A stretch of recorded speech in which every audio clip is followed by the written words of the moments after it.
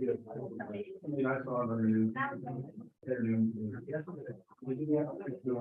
Done. Okay. Like,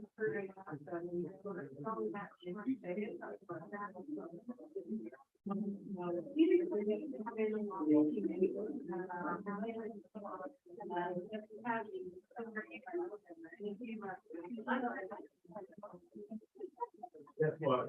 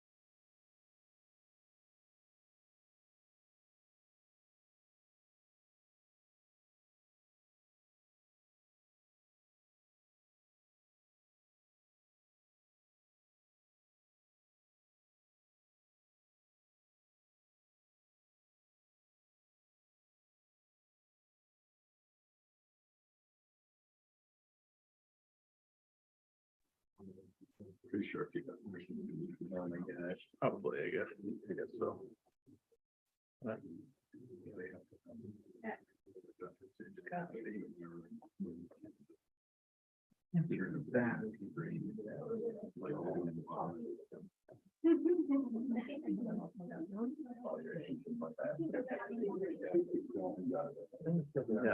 they just like. Most, I bet most of their days. Like trailing and then they have spurts. So let's just pretend these are the spurt days, right? Right. Something bad happened.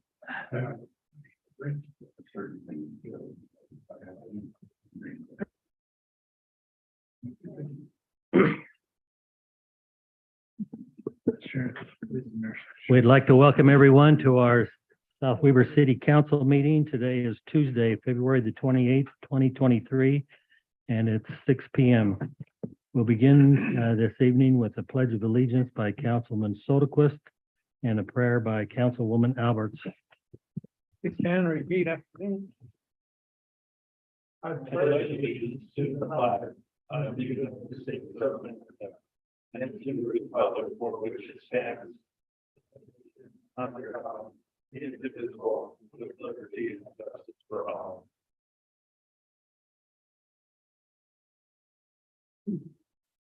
Our Father in heaven, we are so grateful to be gathered here this day as citizens and elected officials and city staff to be able to discuss the needs of our city that we have, and we pray for thy guidance and wisdom to be here with us, that we will be able to consider the decisions that are before us this night and move forward in the best course that will be beneficial for our beautiful city that we have.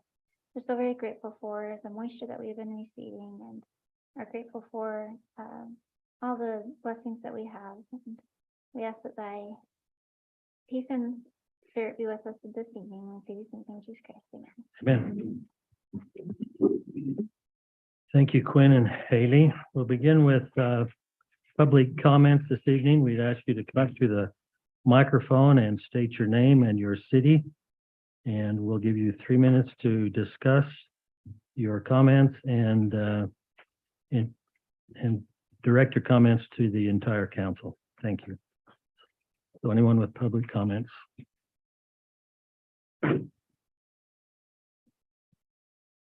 And you can stop through the city. Want everybody to know that doesn't already know, I'm a transplant to this city too. I was not born and raised here, but I wanted to come down, and I know the budget is probably being discussed, and I would like to make a request for in the budget for the Cherry Farm Park that you add the walking path that is supposed to be going around it. It is on the original plat. I know because I was here when we did that. And I have 2 other things why I think it's important. We need to encourage our citizens to quit walking on the streets. And maybe if we have some walking paths in all of the parks, I would really like you to start in Cherry Farm. That, in case you haven't noticed, there's been a lot of pedestrians hit in the state of Utah. Salt Lake's got a big share of them, but I don't want South Weaver City to have any pedestrian hit. So we really need to get these people off the street. And the other thing is that we'll go on the conservation side. We take out all that grass around the edge. We don't have to water it, and we can actually report back to the state how much we have taken out. I didn't take the time to figure out 6 feet around all of it or 5 feet. I'm not for sure what the plat actually says.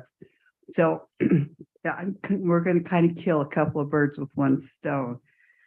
So anyway, I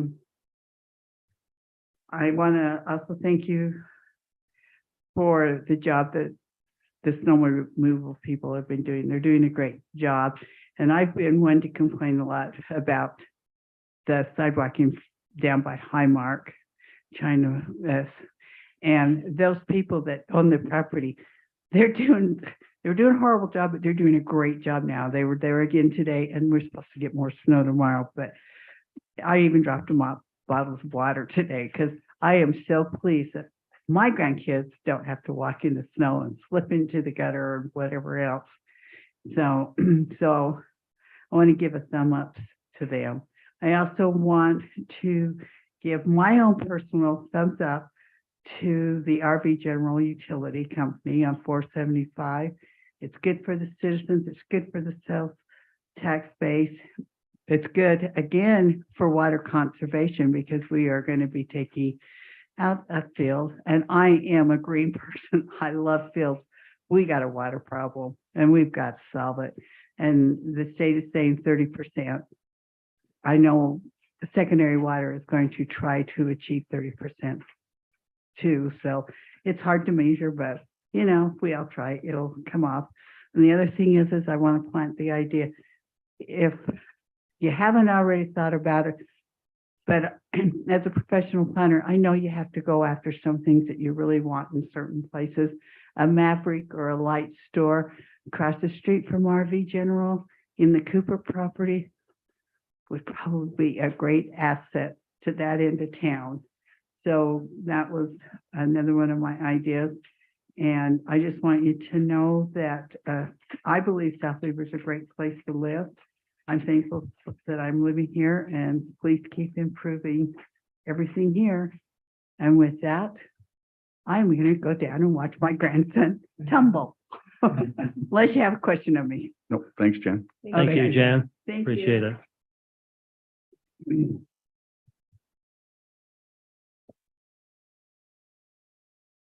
Janet Gibbs, 586 East Green Springs Way, South Weaver, 84405. That's what I'm used to saying all the time.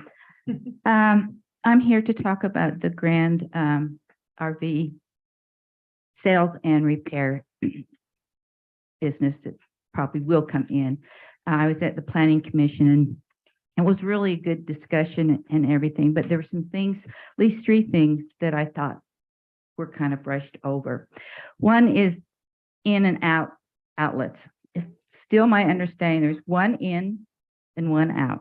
Has that been changed? Nobody knows. Okay. But, and the assumption is that people will turn right only. One thing that we should remember is the biggest variable in this world are humans, and they don't read signs. So I'm suggesting, and we'd like to see some other type of barrier or something on the exit, so people don't turn left into all the subdivisions. And if you want an example of that, if you go to Maverick on 193 and Child, they have an entrance in and an exit out, and there are problems a lot. Ogden Regional Hospital has the same thing, in and out. No, you can't go in both of them. I know, I've tried it. Regional, I was going to double check on this and I didn't, but I think Pleasant View Library is almost the same. One in, and then on the south end of the small parking lot, there's an exit and an entrance. Road parking along Old Fort Road between proposed Grand RV and the community. I know this wasn't taken very seriously because Commissioner Boatwright was going to be shocked if anybody parked there. And I hate to shock them, but they will park there, both sides. And so I'm wondering if the curb can be painted red and no parking signs at all put up to prevent that, and maybe some more patrolling by the county police. Then my last one is something that was said in the planning commission meeting that was at the end, and we couldn't respond to it. And I paraphrasing this, and so if I'm wrong, I think there might be a Grand RV representative here, but he was talking about good security. They need good security, and I don't think anybody disagrees with that. He stated that a new Grand was built in the past few months, I guess in another state or whatever, and within 2 weeks they had lost $40,000 worth of materials had been stolen. That sent a red flag up to me because this brings up the strong possibility of an increase of criminal activity very close to family homes, hanging fruit, so to speak. Walk across the road and you've got all these homes. Could there be police patrols maybe increased in that area, which would provide the extra security for Grand, and then help those who will park illegally and any that might participate in illegal activity. Thank you. Thank you.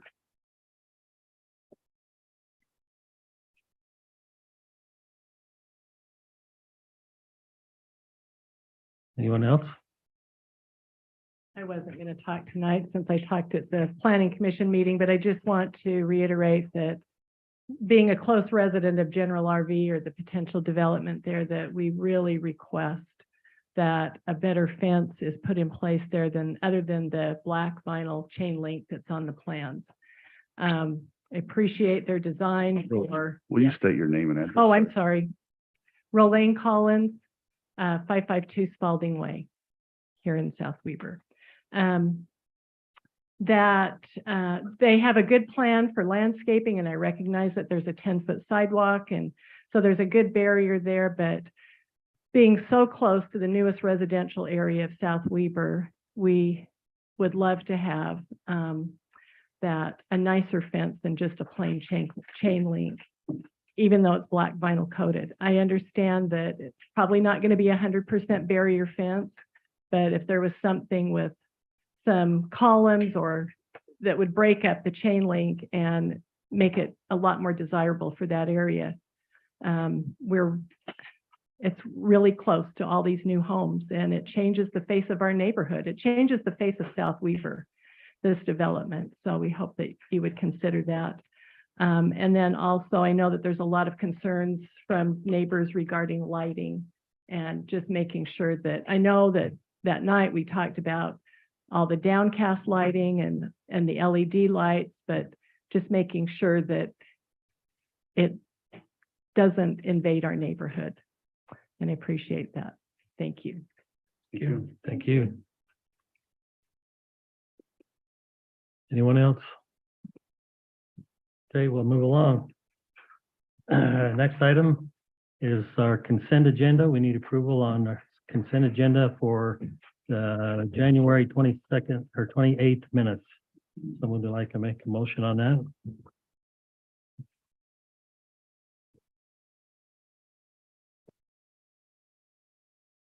Mayor, I'll move to approve the consent agenda as presented. Second. The motion is second. All in favor, say aye. Aye. Aye.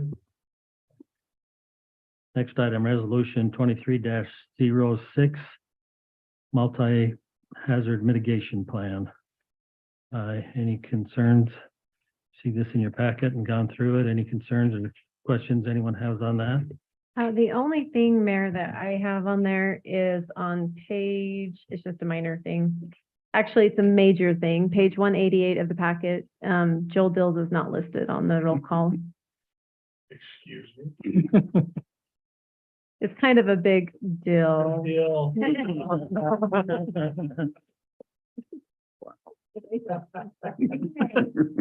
So I've got another question on it. So we had the mitigation plan done.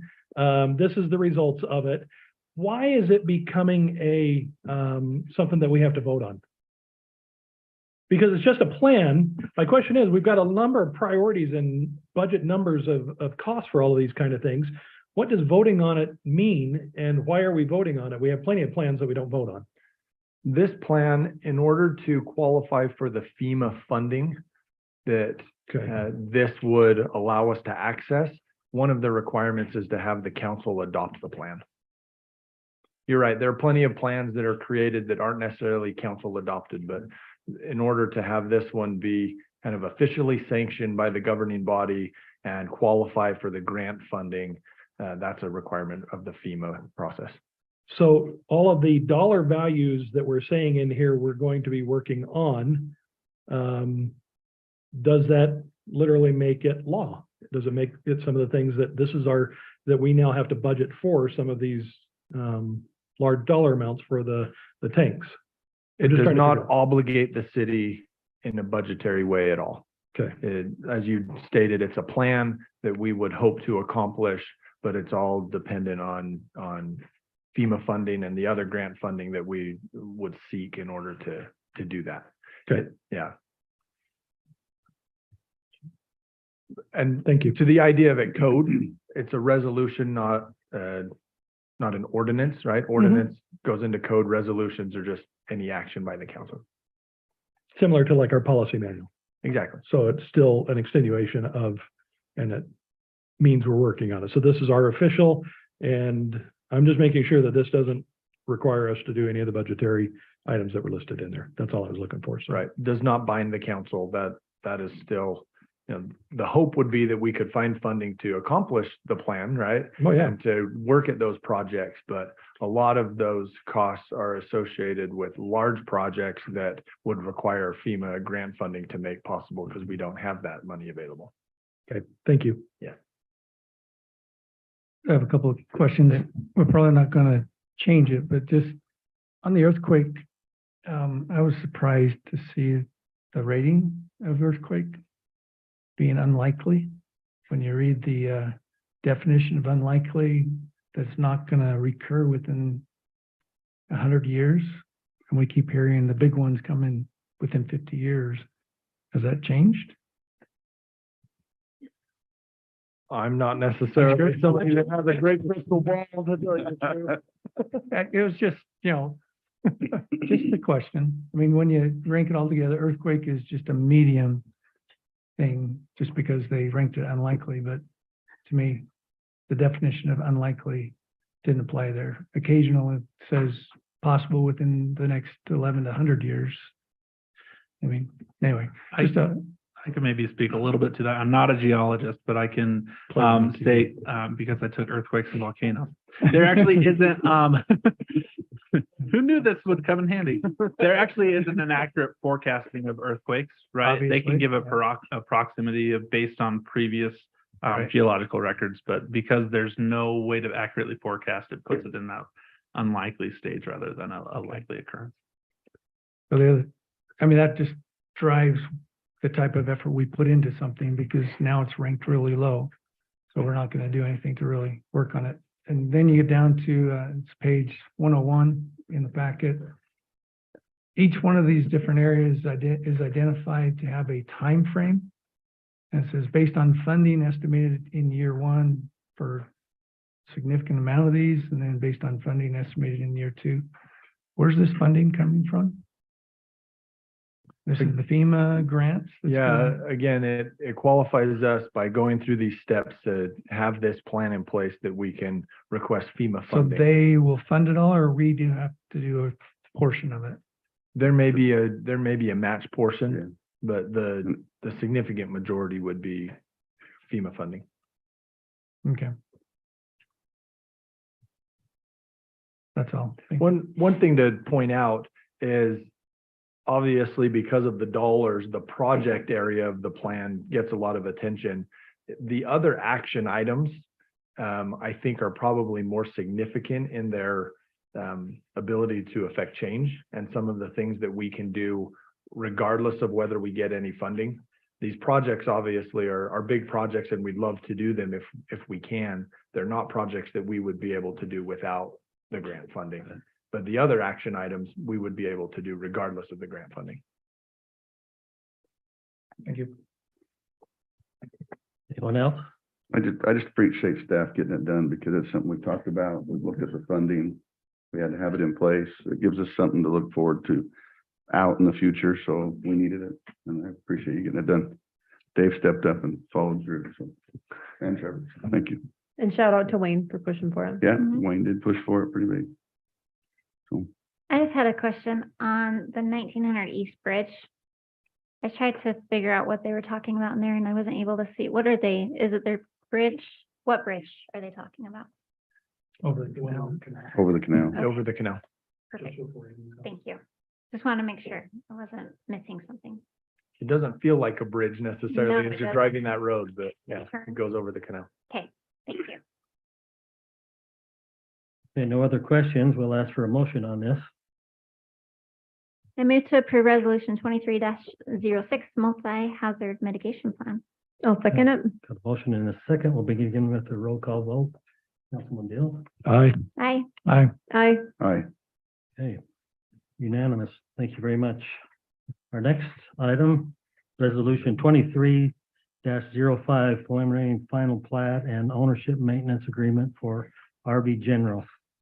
I'd like to have a representative from RV General, if they would, come up and state your name and give us a little information. I'm sure we've got some questions for you. Yes, I expect so. Hi, it's good to see you all again.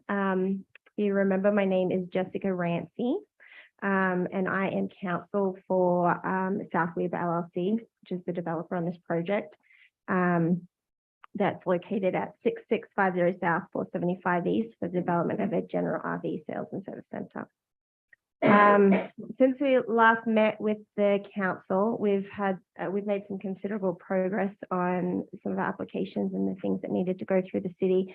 And so I just wanted to start by thanking the planning commission, the city council members that received feedback from, the city attorney, the city manager. Everybody's been really wonderful to work with and has helped us expedite this project so that it can be successful. And so we appreciate that. So today is a bit of a critical meeting for this developer. And so we have a number of items that we're hoping to receive approval on today in order for this project to be able to move forward. I think on the agenda, you mentioned 3 things, but I'm hoping we can just lump them all in together as we go through this discussion. But in particular, things we're seeking approval on today is the subdivision plat, the site plan, the agreement regarding ownership and maintenance of infrastructure and landscaping, or in other words, the maintenance agreement. And then in addition, the development agreement, which includes the 3 incentives that we previously spoke to the council about. Just to refresh your memory, the 3 incentives that we are requesting is a waiver of the impact fees in the amount of $416,000. A property tax abatement for a period of 10 years, and then reimbursement for certain public infrastructure that's included in that agreement. Just as a little bit of an update for you, originally when we met with the council, the infrastructure cost the estimate was about $1.4 million. Based on feedback we've received from the council and the planning commission and others, it sounds like the CMU wall, the recommendation from the planning commission is to remove that firewall, which brought that amount down by 1.1 million. And then we've also removed the cost for the relocation and bearing of the canal, which took out an additional $240,000. So the amount outstanding for that infrastructure is $155,000. So hopefully that's a little bit easier to manage than the 1.4 million that we originally presented. Before we dive into the details of the different agreements and the plans and things, which we can do, we're happy to answer any questions, any and all questions you have. But I just wanted to emphasize for the council some of the benefits that we think that this project will bring to the city. We understand that you are stewards of the city's funds and you answer to the constituents. And we want to make sure you feel comfortable that this is a positive project for the city. We really feel that it is, and that it will bring great benefits, ongoing benefits to the city for many years to come. And so I just wanted to go through just 3 benefits that we think that we hope the council will take into consideration today. So as you know, there are 3 aspects to this project. There is the sales center, there's the service center, and then there's the RV Technical Institute. So the sales center is obviously the big key here. So General RV is intended to be the operator of that sales center. And based on some of the conservative projections that they've made, they expect that the project will generate approximately $100 million in revenue once it's up and running and in full swing. So based on that number, I understand the city's sales tax percentage is 0.5%, which would mean that the city's portion of that $100 million projected revenue would be about $500,000 annually. The tax incentives that we have requested today, it's hard to predict the exact number. We're not exactly sure what they are, but we expect that they'll be approximately about $1.5 million. If you factor in the $400,000 in impact fees, the property tax abatement, and the $150,000 reimbursement for infrastructure, we expect it will come out about $1.5 million. Someone can correct me if they think that number is way off, but based on that number, if the project generates the $100 million in revenue that it expects to generate, those tax incentives will be paid back in full to the city within 3 years. And even if the project takes longer to generate that money and to get those tax incentives back, it takes an extra 1, 2, 3 years. The benefits to the city are still going to be that it's going to have the ongoing sales tax revenue coming in for years to come, as long as the project's in place. And so I think that's really important to understand before we move forward, and happy to talk about that further. But I think that that's pretty key here in helping the council and the public get comfortable that this is a project that will benefit the city long term. That's money that the city can use at its discretion to benefit the community, and will be free and clear after those incentives are paid out in the 3 to 4 years that we expect it to be paid out. The other two benefits that I just wanted to touch on really briefly was the service center. The service center, as I've mentioned before, it's expected to employ over 100 employees by the end of that fourth year, once it's fully operational. And the average salary that they expect will be approximately $70,000 per employee. It's hoped that many of those jobs will come from the community. It's hoped that the community will want to participate in this project and seek out those jobs. And even if, at the very least, it's going to attract educated and skilled employees to the area. I think that aspect, I hope, will also be considered by the council in helping make the decisions tonight, because that's a fairly unique aspect of a commercial project. You don't often get a commercial project that is going to be giving back to the community in that way by employing so many of its citizens, and then also attracting skilled people to the area in that way. And so I think that's a unique aspect that I hope will be considered. And then the third aspect is, again, another unique thing to this particular project, that it's the RV Technical Institute. And so it's not just bringing in employees, but it's educating them. And it's going to provide those opportunities to, hopefully, it's members of the community that are employees, and then others. And so I think those two additional pieces, although they're not tangible tax dollars, I think they demonstrate that this project is going to benefit the community and is giving back to the community in ways that other commercial projects may not be able to. And so I hope that's factored in and appreciated, because that's the thing that those aspects are things we feel that we're bringing to the community to help enhance this community. So those are the 3 points I wanted to make at the outset. We're happy to go through the different agreements and submissions in detail. I understand there are a couple of concerns with fencing and other things. And so what I'd like to do to begin with is maybe turn the time over to my client, the developer, to talk about the site plan and the different fence options. Keeping in mind that we're kind of at your mercy here, and are happy to include whatever fence option the city likes, keeping in mind that that figure will be the figure, whatever that fence cost will be the figure that is included in the infrastructure cost in the development agreement. So yeah, I'll turn the time to him to talk briefly about that, and then I'm happy to jump back up and we can talk a little bit more about the development agreement and the tax incentives and the incentives and other tax benefits, and answer any questions you have. Does that sound okay? Or I'm happy to answer any questions at the outset too. No, that's fine. Okay. That's good.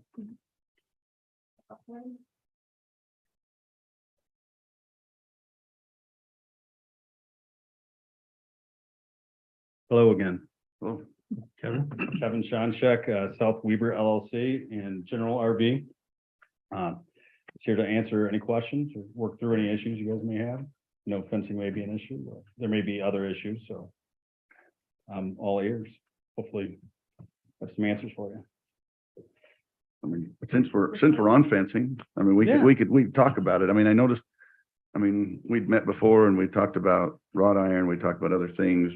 We talked about the covered, chain link, but, in the agreement, it just says decorative fencing.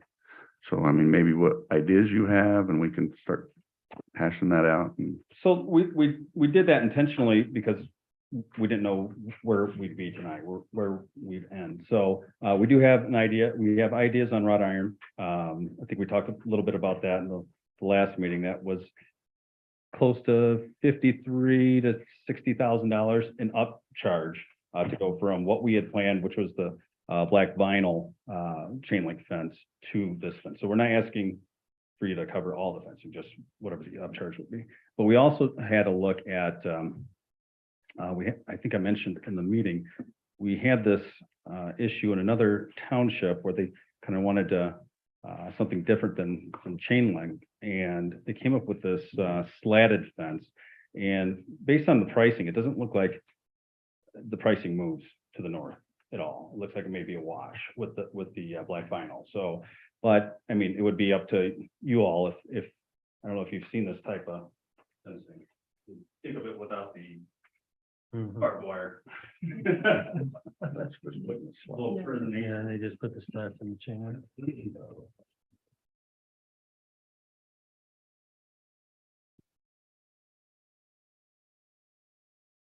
So that's one way to go about things. It kind of hides what's behind the fence. But I don't know if that's really the effect you all want. You may want just a better fence, which is kind of what I gathered, which would be the wrought iron fence, which brought the spec on that. so we can pass it down and Okay, so that's the spec sheet on it.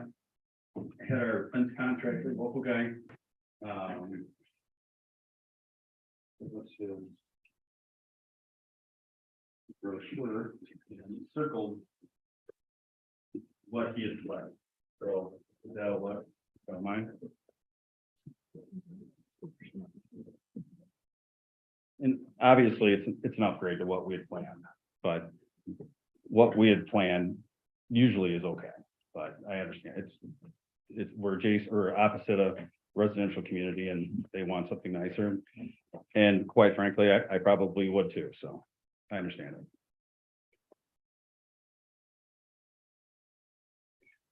So what do you want a fence for then?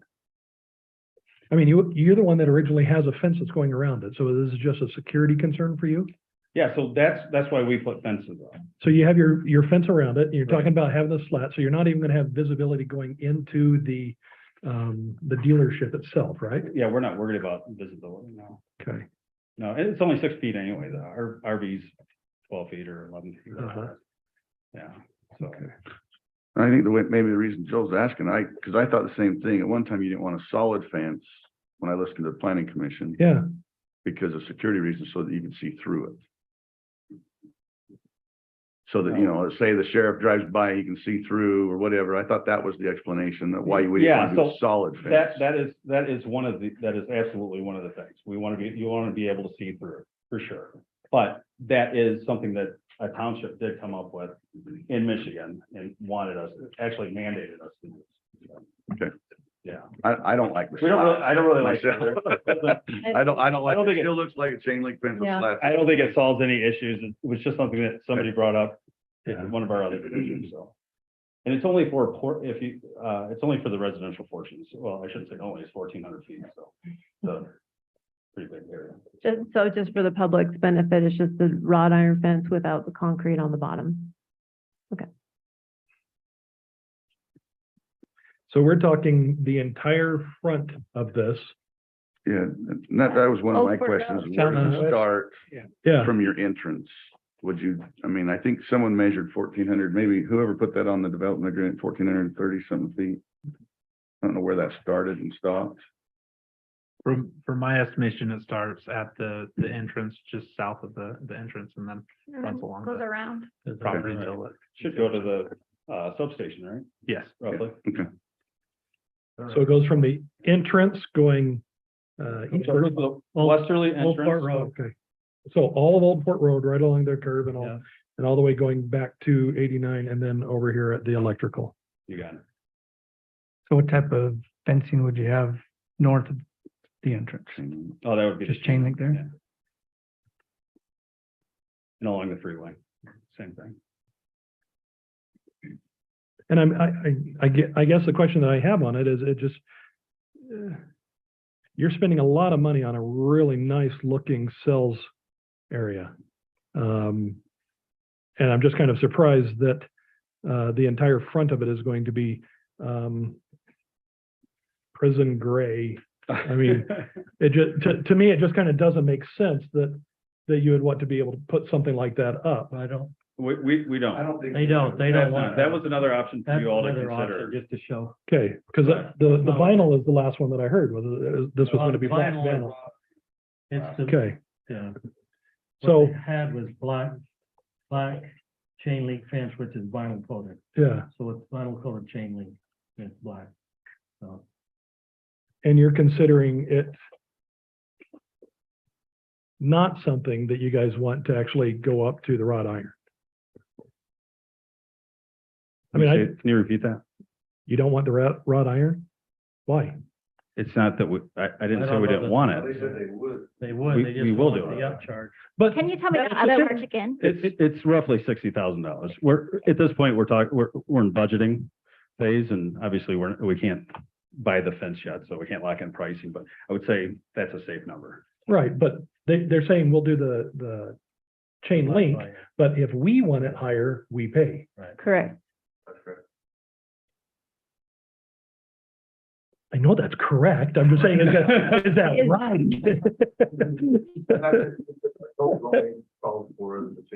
Ah, okay. And if. Is that right? And it's adequate for your Our own code security. doesn't require them to put any security fencing up. Yeah, The reason why we can have the conversation about the wrought iron fence is because they're requesting the reduction in landscaping to 10% for exceptional landscape design is what our code states. And so the recommendation from the planning commission was that wrought iron would put that as an exceptional design standard for the development. which sounds great, but we're paying for it. So I mean, so we're paying for the change for the reduction in landscaping. We're generous. Well, thank you. If I didn't say that already. I just never been that generous before.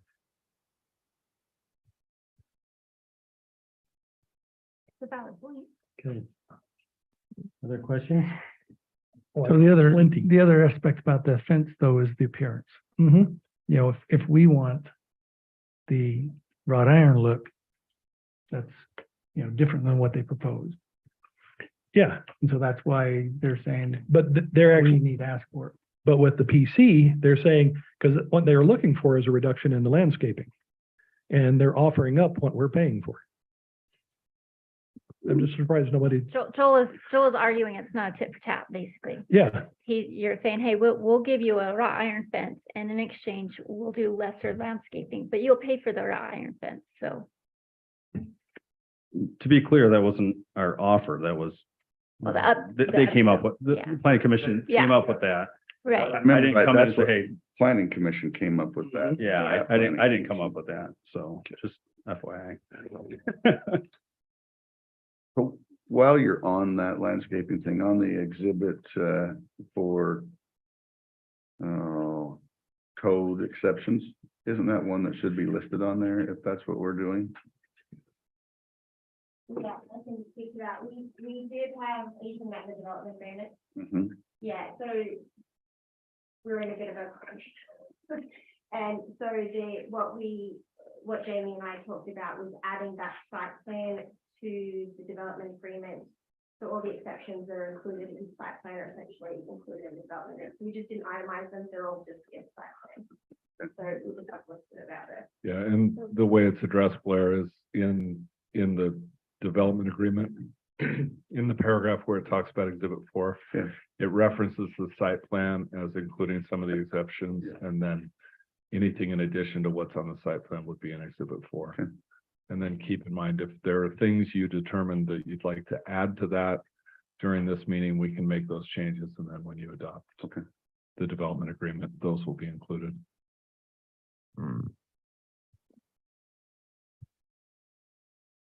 I've got more unless people want to. Yeah, go for it. Keep going. So, the big red sign,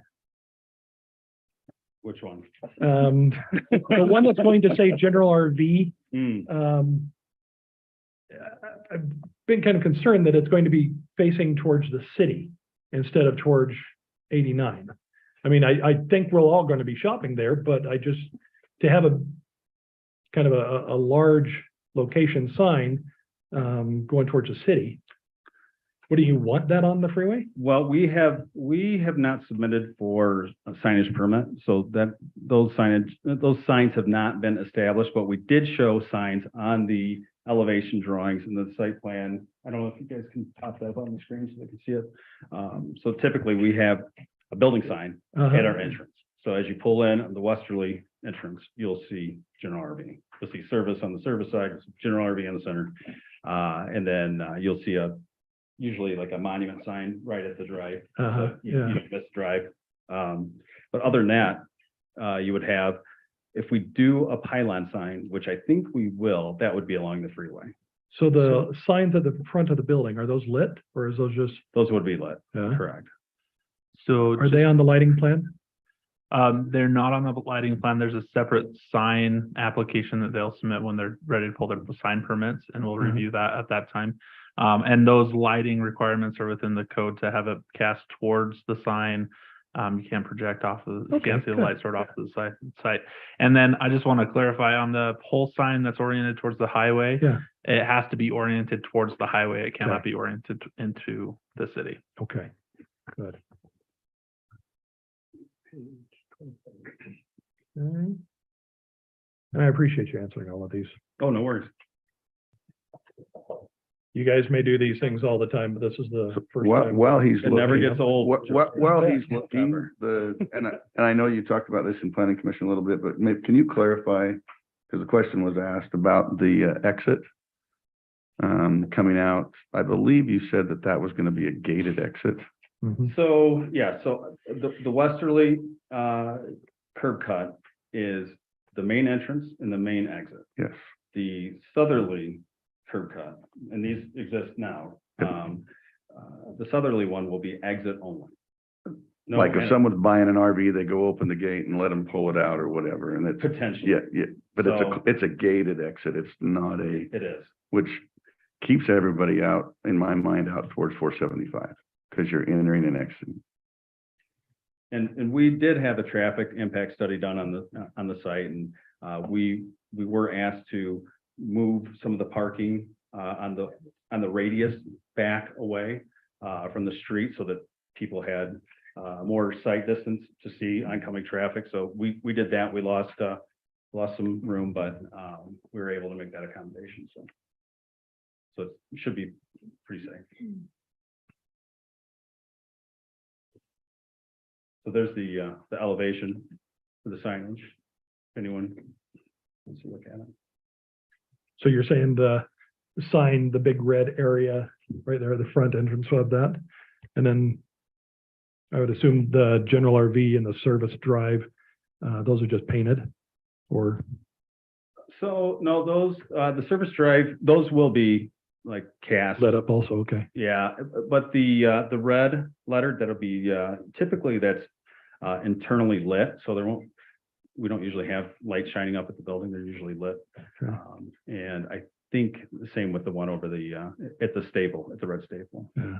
But that all gets done by a national company that Sign do a real company good and job, stuff. yeah. So they go through all the code, or I think they've been in touch with South Weaver. Yeah, we had an in-depth conversation about their plans, so they'll be submitting those in the next. Yeah, so now that we're going through the building, permit drawing stage, we can start tying those things out too. We need to know the power loads. It's all LED, so it's not big, but we need to make sure we're doing things correctly.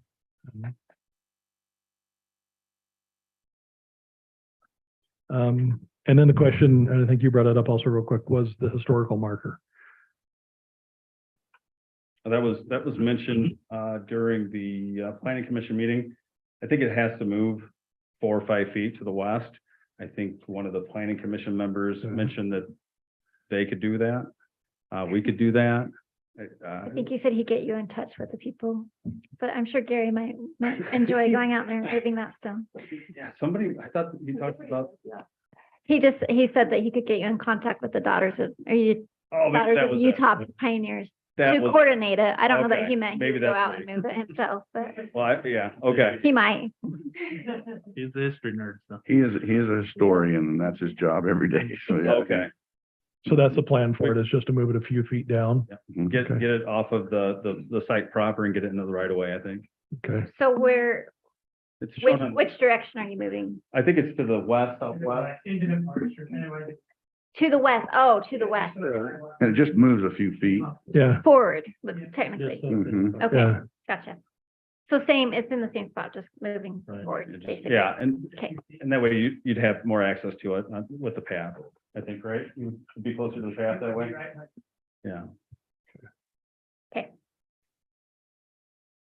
So can I just follow up on that? The south exit, it's an exit only. What do you envision exiting that? Test drives or, I mean, who's using that for what purpose? I don't think, maybe test drives, but honestly, I don't know that they'll use it that much. I'm trying to think of the most recent dealership that we opened that has this two gate system, and they don't use it. I've never seen it open. So. You just need two in case you need it. Yeah, so mostly they're gonna use that front, but if they find that it's a little more difficult to get people out the main entrance, then they'll go to that. To move, people bring their stuff in for service, and then it may make more sense for them to leave out the south exit. Do you guys have overnight parking for that service? We have parking that is just south of the building lined out on the plan, if you want to bring it up, and that would be, it's either going to be inside the building or to be ready for pickup the next day just outside of that building. Because I take mine down to Charlie's and they've had to buy the land next to it just to have parking for their service. So this should be really good for you guys. Yeah, we got to talk to Charlie about buying his place. Yeah. We'll run out of room pretty quick too, so. Yeah. Well, that would be good. That's right. Yeah. It'd probably happen quicker with a wrought iron fence. So. Gotta make that happen.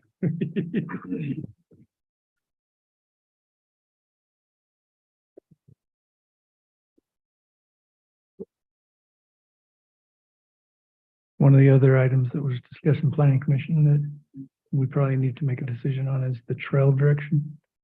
And I was just gonna. To go Right. around the north side, or is everybody okay? Personally, Put think it it should be on the south. south side. I do too. There's no reason to have it up there. Haley doesn't agree. It's a trail, not a sidewalk. I think it should go north, but I'm not gonna fight. I'm not gonna die on that hill. And I get the conversation and I thought about it. I mean, if it's gonna be an RV dealership for hopefully 50 years or whatever, I don't know. I mean, I know this was talked back and forth in planning commission. I thought about it. Do you really, and if it's just a chain link fence, do you want people walking back there? I mean, to me, it's just asking for some of the problem that we talked about earlier. And theft and. Is that what- vandalism or, Trevor, immoral behavior, I think is what you. yeah. He said That's an something that we didn't all-encompassing want, I wasn't. umbrella. You can think whatever you want inside that umbrella. Yeah, I don't, I mean, I'd actually rather have the bigger buffer on the south side. The 10-foot. Mhm. Which pushes the site back a little bit. Yeah, so for me, I initially was on the north side, just from the trail appearance look, until I looked to see where it connects, and it actually comes out and connects to Yeah, but. Old Maple Road, and it goes through the subdivisions for quite a ways, so, I mean, if you take that north side, you add a Yeah, little bit more. it's not a hill I'm gonna die on. It's just, it's a trail and not a sidewalk, and we're making it a sidewalk, but what a. There's 17. Yes, I'm okay with the location it's at. Joel, did you? Right, so see that an puts already on you, that? if I understood that right, it puts you at 17 feet to the back of from the back of curb to the fence roughly. Yeah, I think that Which is this side, right? Yeah, So. That's, it's better than the fence being right by the sidewalk at a 5-foot Yeah. sidewalk. so the sidewalk is 5 feet, 10 5 feet, feet, yeah. and then what's The between the, sidewalk I want says to 8 clarify, feet. the the sidewalk sidewalk is is 8 feet, and then what's between the sidewalk and the fence? Just landscaping, Mhm. zero scaping? There's trees and, yeah, bushes and stuff showing there. Mhm. And I just want to emphasize, there is also a bike trail on the road already Already. designated too, so it kind of does expand that a little bit more. Try and get rid of the bike trail.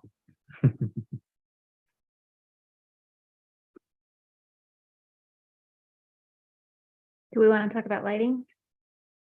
Or do you have other things we want to go through? I mean, I think the lighting plan is fine. I mean, and I've said this a couple times to a few of you, and maybe Mr. Jensen can answer this question, but if everybody remembers, and I've said this to a few of the people have come to my house or we've met talking about this, when Blaine Jensen RV opened up, it was a glowing candlestick out there that UDOT had a problem with. I mean, and so, I mean, lighting plans are lighting plans, and we all can see what the lumens are. And we are dark skies, we are everything, but is there, similar to what we've done with another development at the other end of town, is there a way to just to put language in here somewhere that just says we'll review the lighting, what it's actually putting out?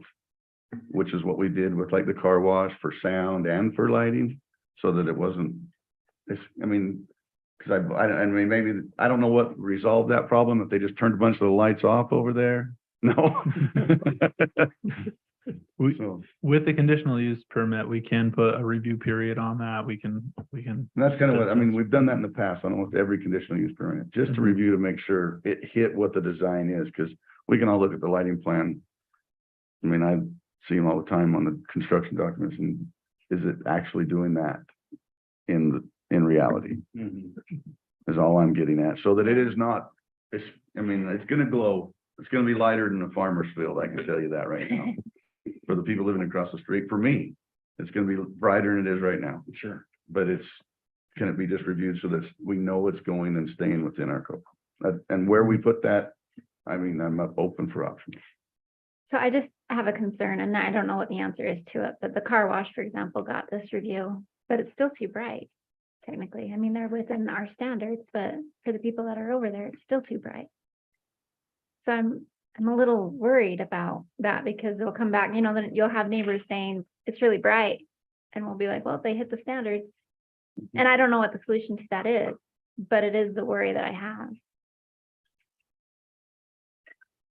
If I remember correctly, It is a problem, but I think the lighting that we have at the car wash, I think is totally different than what this lighting here is going to be.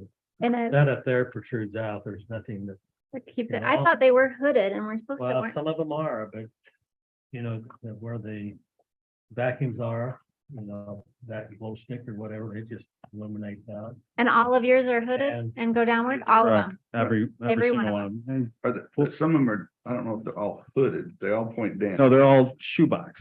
So So they are hooded then? Yeah. Okay. They have a list of what lights are on the plan Yeah, at the they're- bottom of the plan, and I looked all of them up, and they're all shoebox. They're all included. shoebox. Mhm.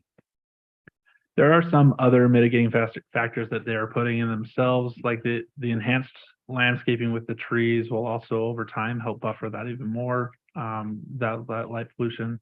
It's obviously going to be brighter, like Blair had mentioned, but they're required for downward cast. They're required to not come off of the site.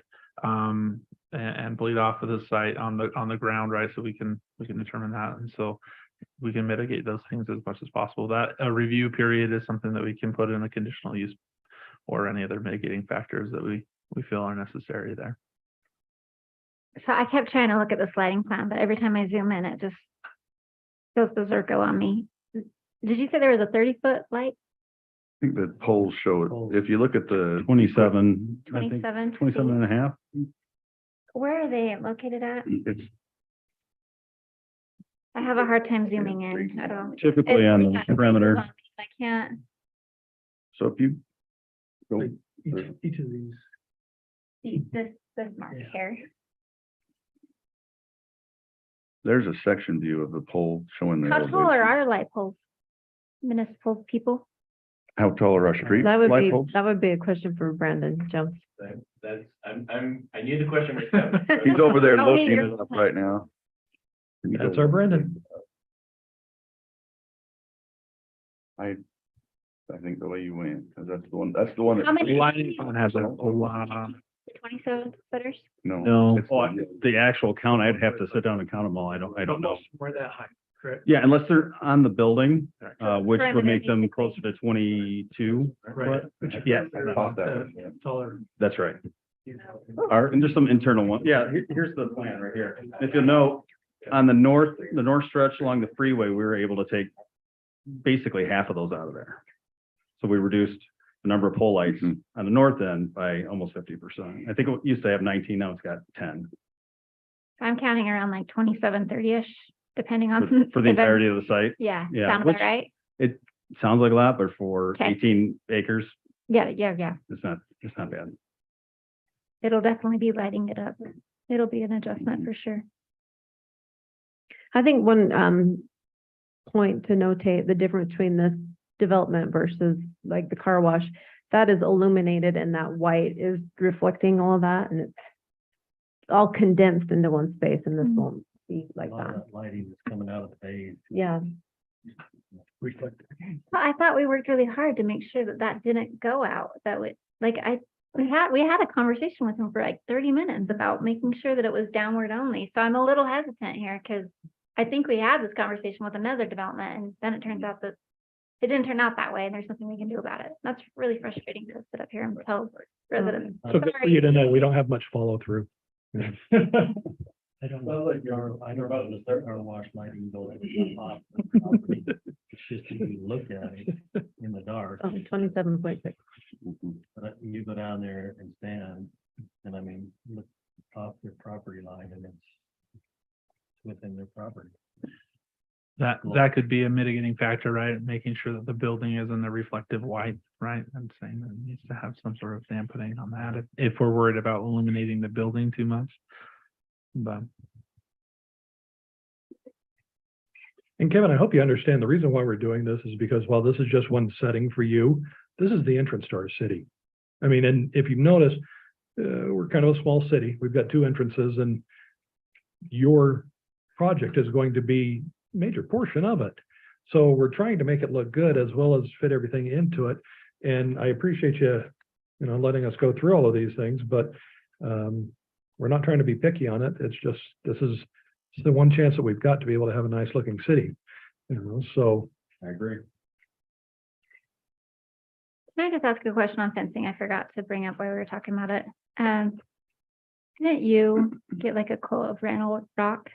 Is that what we used at the RV? I got a quote for, I don't know if it's a Rhino Rock. It was done in the Riverside place. Mhm. It's just across the street. Was that less than the 60,000 for the wrought iron, do you think? No, it's a little more. More? It was roughly $74 a lineal foot. Was that 1,400? And we're at 1,400 and And it was more than wrought iron. that doesn't lend any visibility. Right, I understand. I just, So there's two different things. You get wrought iron, I know the materials are like 40, but if you do wrought iron with like some masonry column between them, I can't remember what it was. That was more than the Rhino Rock. where are we at on the berm? I know that the planning commission talked about doing a 4-foot berm and then the fencing. Is that something that's still No. come to us or no? It wasn't on the recommendation. One hindrance that the developer stated, and he can correct me, but given the distance, they'd only really be able to berm 1 foot up because of the slope that they would be able to maintain on a berm, because there's not sufficient amount. So if there was like a 30-foot difference or a 20-foot yard, then they would be able to build that up higher. But with it being a 10-foot difference, there's not a lot of give on that dimension. Okay, will you humor me here on this Absolutely. visibility? Because to me, in my brain, if I'm thinking about security, I've been thinking that a masonry fence would always be more secure than any kind of chain link. A wrought iron, it might be slightly better. But to me, the chances of getting through a wrought iron fence or a chain link fence is far higher than a masonry wall. I'm worried a little bit about the homes that are directly across the street from it, just with headlights driving through and the way that they're refacing. I know that exit, I'm using your computer, I don't know why. That exit on the south side, you guys may not use, but just even driving around that parking lot, especially in the winter when it's getting dark at like 5, a lot of those lights are going to be shining straight into some homes along on the other side of Old Fort Road. So I'm just wondering, are you open at all to a masonry? I know I listened to Planning Commission and I heard you say you like to have visibility, but are you open at all to a masonry fence On the front or back? on the south South side? side? Okay. Just because I feel like it's going to protect those neighbors a little bit better. Well, hopefully the plantings protect the neighbors from the headlights, The what? plantings, Oh, the plan. landscaping plantings. Uh-huh. Well, I've heard that before. But also, we're not talking about an exit that would be directly opposite a home. It's directly opposite another road. Yeah. Yeah. And the main circulation on the site is going to be that parking lot. People will not be driving through the entire site. They'll That's just be right. at the main parking lot. So Okay. the customers stay to the west. If I may. I'm sorry. This is the customer parking lot, right here, this area. So way long distance from this area. And you have a fence before that too, don't you? No, the fence comes around here to protect these units, but it doesn't fence. No, I mean, Customer parking. into the back of this side of it. Yes, it does. Yeah. There's a gate right here. Yeah. So this is where the fence starts, it kind of comes over here. But, so if you're coming in to buy something, you would park there. If you're coming in to have your, vehicle, winterized or something repaired, you would take it to this canopy here.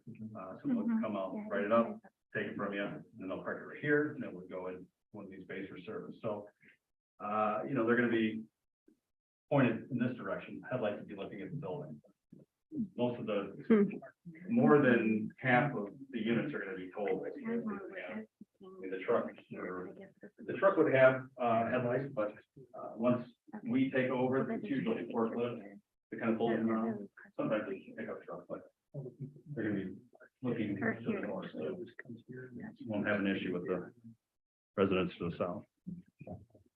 Okay, thank you. Oh, you're welcome. So while we're talking about fencing though, I think we do need to address what Joel said over there. About. About the exception, taking it down to 10%, but then we'd be paying for the difference anyways. I always thought, and Trevor, correct me if I'm wrong, and I didn't say anything in planning commission, but didn't they upgrade the landscaping with trees and stuff for the reduction in it? Wasn't that part of the discussion with staff? Planning commission is the one that just came up with this give or take for the 10% reduction. I thought they already upgraded the landscaping to the larger trees, the more bushes in reduction of the square footage. Okay. And so that's what, I mean, it was said in planning commission, and I'm not trying, I mean, I'm okay with just discussing it, but I thought that was already dealt with by the staff. Yeah, that was the initial ask in that preliminary final meeting. What they brought forward was the increased trees, bushes, xeriscape landscaping, the larger walking path, for that 10%. The planning commission wanted to add in the recommendation of upgrading that fence. And it was the developer's request to include that in the development agreement. So it's kind of a multi-layered thing. It's not, they weren't requesting it and then telling them, oh, we'll pay for it. We just want it. It was, this is the request, and that was the return request from the developer. Thank you, both of you, for that clarification. Well, one more thought on landscaping. We're getting hit from every direction from the state of Utah and everyone else, how we need to reduce our landscaping and cut back and save on water.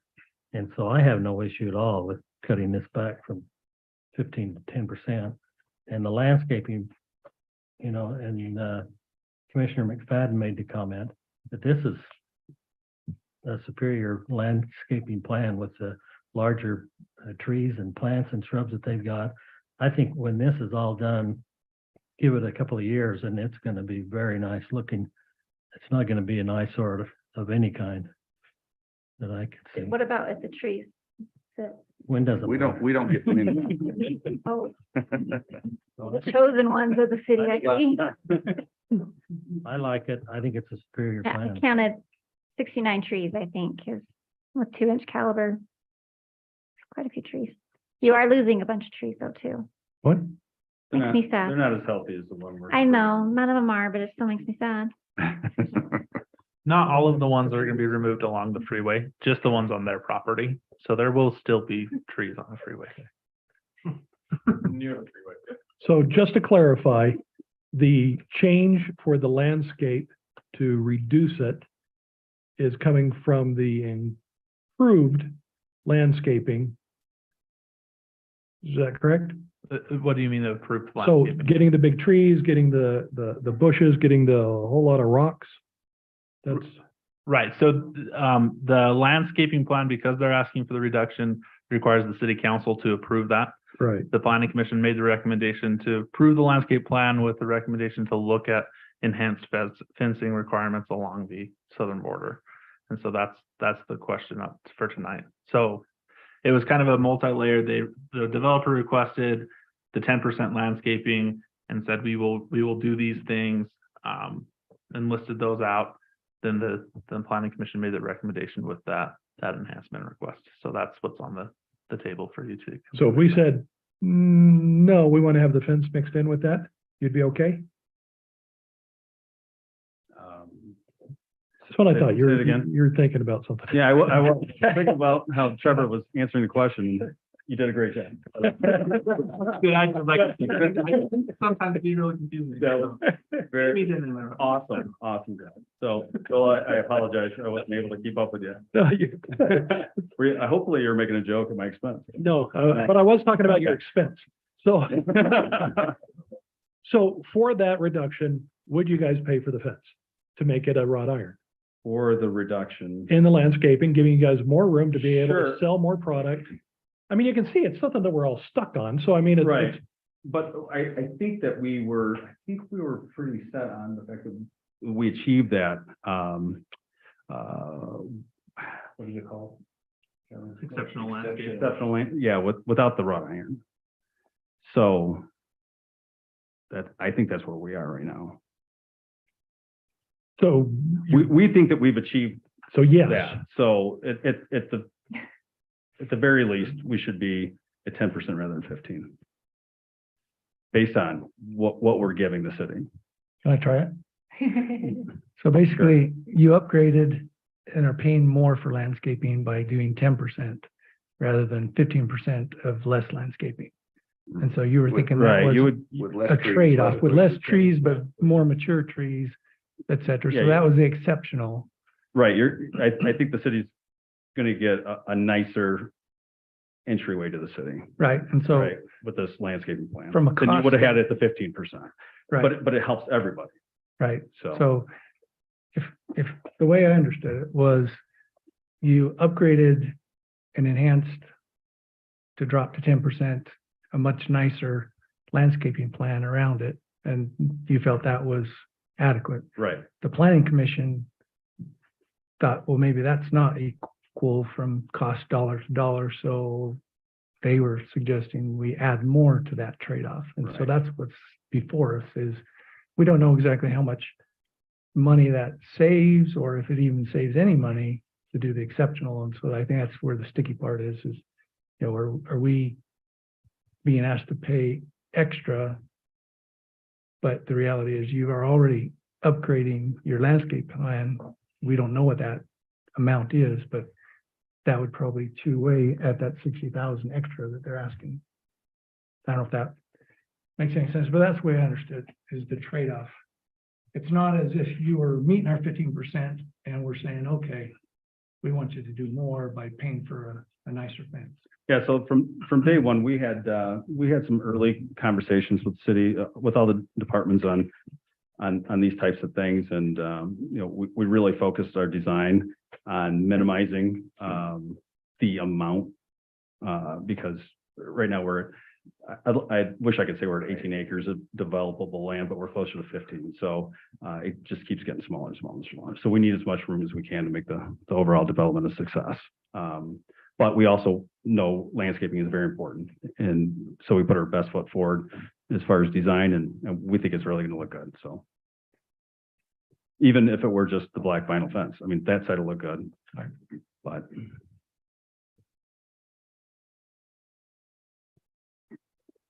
I'm sorry, I was thinking about what Trevor said. Just kidding. no, I Sorry. deserve that. Thank you. Thank you. I didn't know what was happening. It was like locked in on me. You're trying to stab me with your eyeball. Good. So it's a no then. You, Yeah. okay. I'm just trying to, I Trying to figure prefer it out. not to. okay. Yeah. That's okay. Prefer not to. I So you're prefer- saying there's still a chance.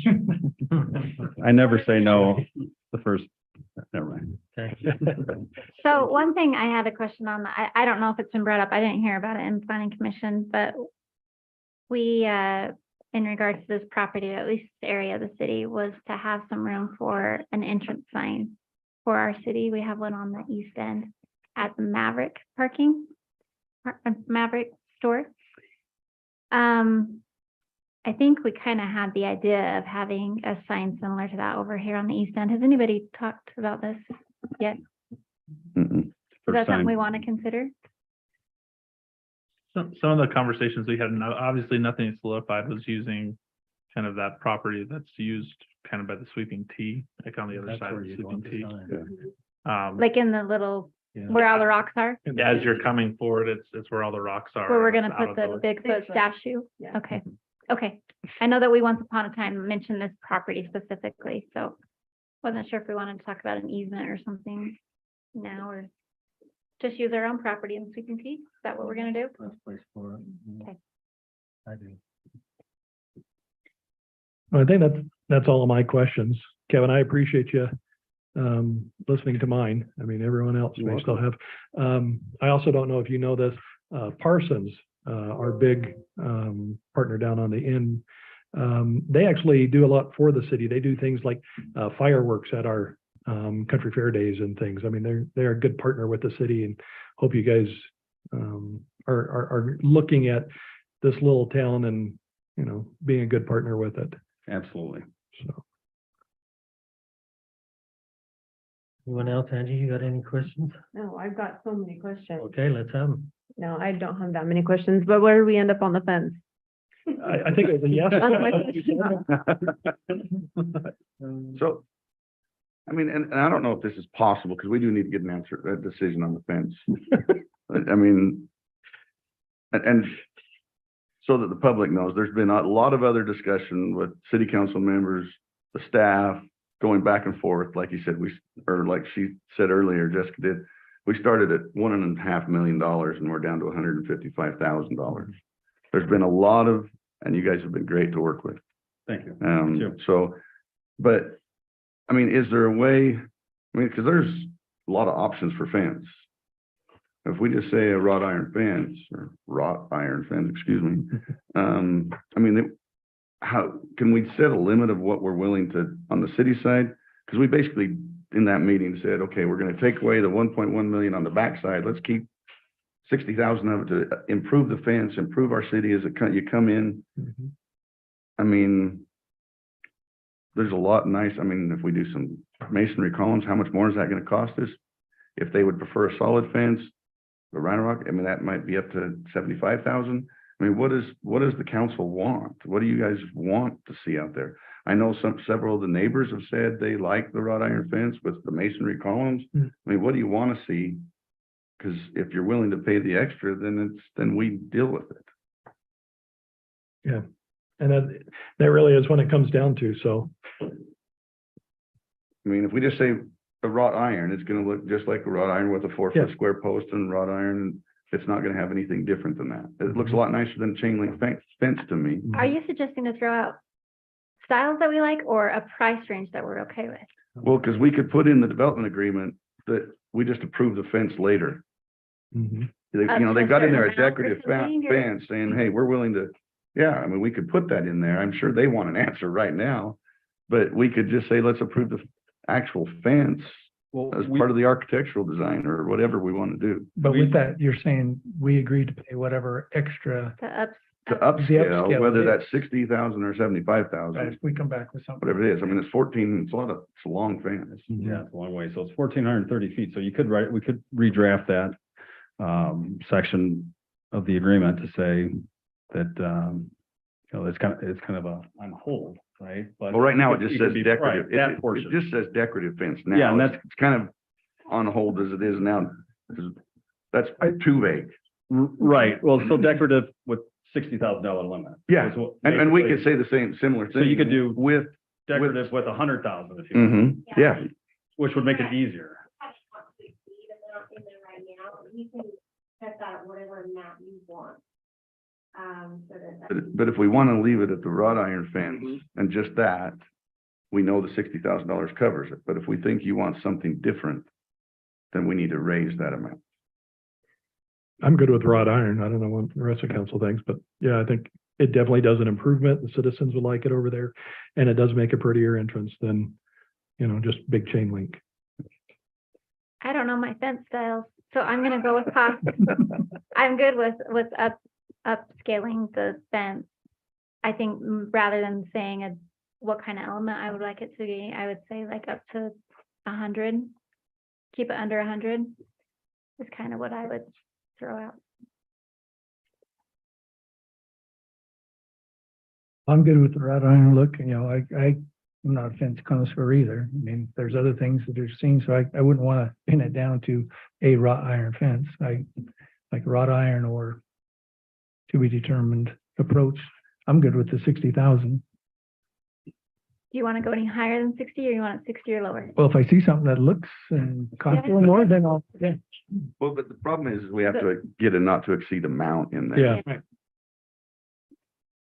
Am I right on that? Or you're just doing actual cost difference between the black coated vinyl. chain whatever's link, decided. And whatever's decided. You could just say the There you actual go. cost difference.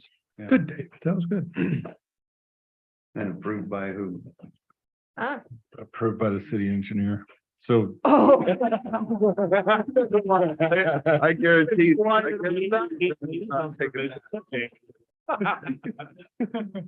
Brandon, I agree with that.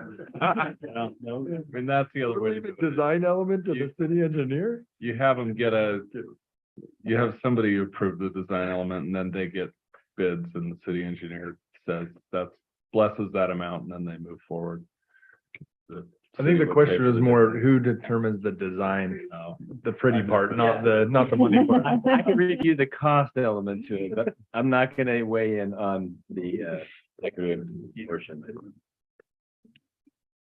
So Trevor, I have a question on code that I got from a resident regarding the trees. Mhm. And just the shrubbery and everything. I know that we have in code that you have to maintain your landscaping, and we talked about this a lot with the RV park. Mhm. But we do have sections of our cities that we're supposed to put in nice trees that got hit by a car or whatever and never replaced, and it's just an empty, barren, weedy field. I guess it's not empty and barren and weedy, but I get it. so if you plant these 70 trees and, 30 of them are on Old Fort Road and they get damaged or whatever, are they required by code to replace them according to our code? Or if they're putting in, like, I know that they need to keep the weeds down, Mhm. but is there an actual provision in our code that says if they're plants that we are approving because they're putting in nicer plants, do they have to replace them if they die or blow over? Or you I'd guys have- don't get wind, so. I'd have to research that a little bit, but Brandon may be able to help out, because it probably talks about that in our maintenance and operations. Yeah, it does. plan. Exactly. It does. It addresses the does. landscaping that Mhm. they're responsible to maintain it. So anything that was originally proposed would Has have to to be be. replaced. Okay, the word maintain is what I was like, Yeah. if you lose 30 trees, but you keep the weeds down, is that considered maintaining it? Or No. do you have to replace your 30 trees that you lost? I mean, the intent is Because the that, gravel pits, for example, are supposed to maintain that berm, but they've lost 30 trees probably and not replanted them. I guess it would be up to the city then to petition them to do something about it if we feel like they're not. Okay, But you have an agreement that Yeah. will be, signed and Okay. recorded, so. okay. So I don't feel comfortable going up to 100,000. That's fine. I'd still 35? really love for you to split the difference with us. I don't think batting your eyes. You can tell we're a small town, man. We argue over everything. And I appreciate, I came from a small town. I love the small town. Know exactly how this goes. Is that an option? I'll, You gotta I'll put refer way you back more to Joel. confidence. Okay, well, I don't feel comfortable going up to 100,000. That's fine. After I said, I don't know that I'm comfortable with this. Because it's kind of, I know that it's an improvement to the city. I feel like 60,000. I mean, with Jessica's numbers she gave us, 50 to 60,000 is about 10% of a year's worth of sales tax. Mhm. I can swallow that. But when we Yeah. go up a little more, then I'm like, Yeah. I'm No. feeling that a little bit more. So, That's fair. it It was just coming down from 1.5 million, then you're like, oh, 100,000 is fine, but Keep in mind, if you do decide to go up to 100, it's still at your discretion. I mean, this is the city council right to approve this. And so if it was me, I would actually prefer to have the $100,000 in there because you can't decide that you're not limiting yourself.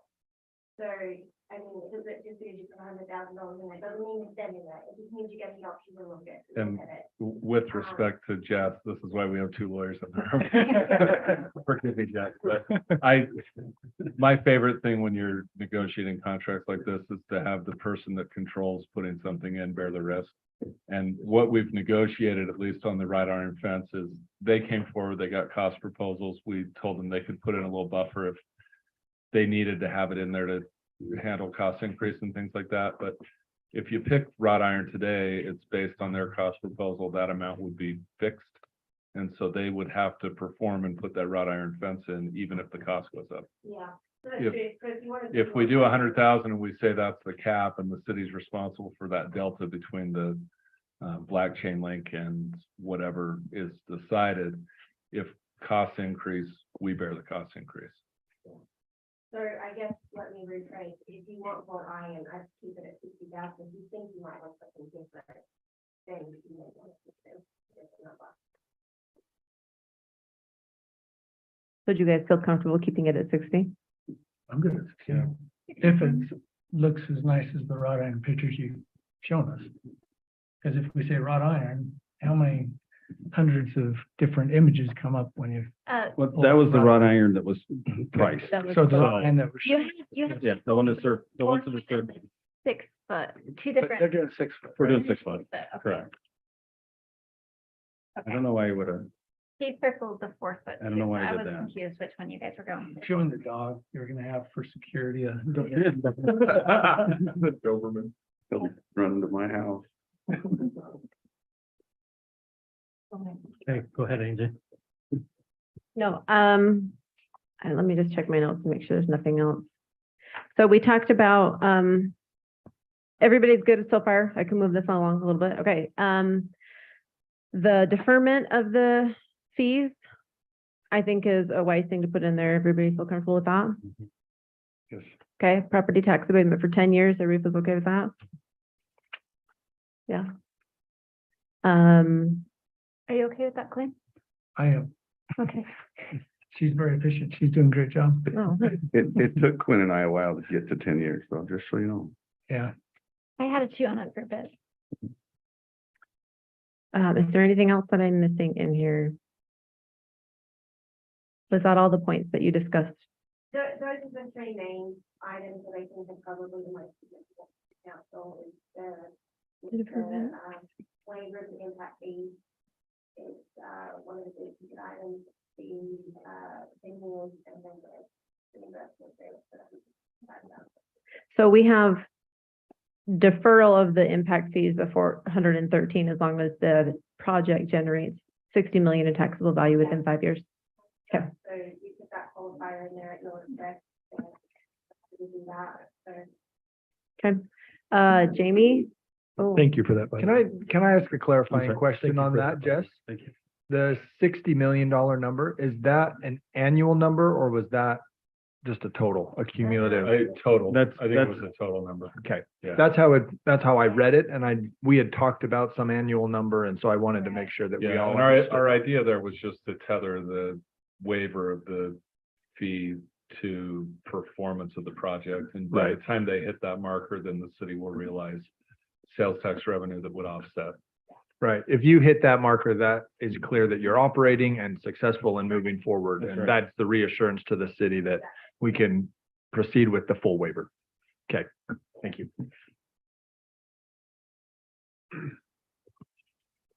are we missing anything else, Jamie, or is that everything? No, we'll talk a little bit about the RDA issues later, but Okay. one of the commitments that comes with the 10-year tax exemption is that the city will stand up a community reinvestment area. And then we will go to the other taxing entities along with General RV and petition that they too approve a tax exemption for their portion of the property taxes. Thank you. What happens if they say no? We have no control over that. We'll work really hard to try to get them to say yes and go along with us on this and make that case, but those are their decisions, not the city's decisions. We understand that you can't find those taxing entities, but we do ask you to make a good faith effort with one of this agreement, which is part of the deal. The real part there, and I think we have a term in there that says the agency will be operational within 12 months. So I think that's a reasonable term. City staff has already reached out and had some informal conversations. Obviously, the formal conversations had to wait until this all took place. But just kind of presented the idea that General RV was approaching the city and requesting this, and so that we'd be coming to them with official requests. And so we've started that ball rolling a little bit, but there's a lot of work to be done through that RDA process. Yeah, and Jessica brought one of my other, because one of the other numbers we filled in on the agreement was the 12 months. Are we comfortable with 12 months? I mean, we said it could possibly take 6 to 12 months. Are we Yeah, comfortable with the 12 We months? put that figure in, so Okay. we're comfortable with the 12 months. Just The so everybody's aware. redevelopment agency exists. What we have to stand up is the community reinvestment area. Mhm. And so there's a process that involves public comment, public input, both on our end and then public comment, public input on the part of the other taxing entities. And we think 12 months is a reasonable time to get that done.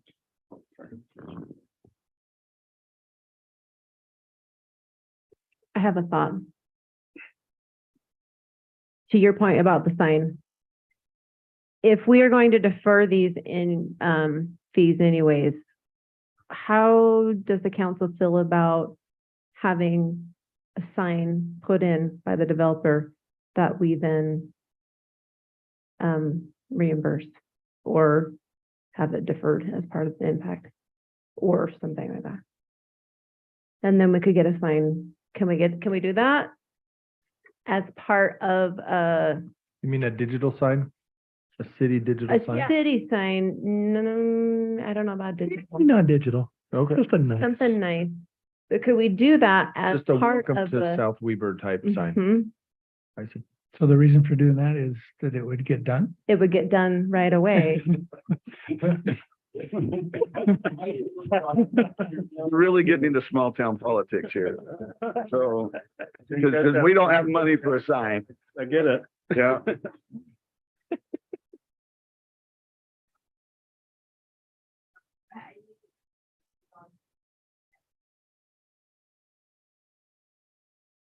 Well, that's one of the things that we had So- looked at. So, oh, sorry. I like it better on Perry's sweeping tea. Okay.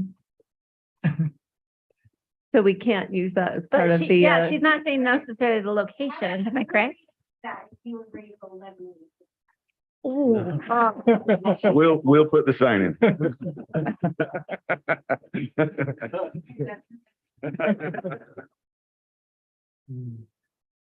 Oh, can I make a comment to that?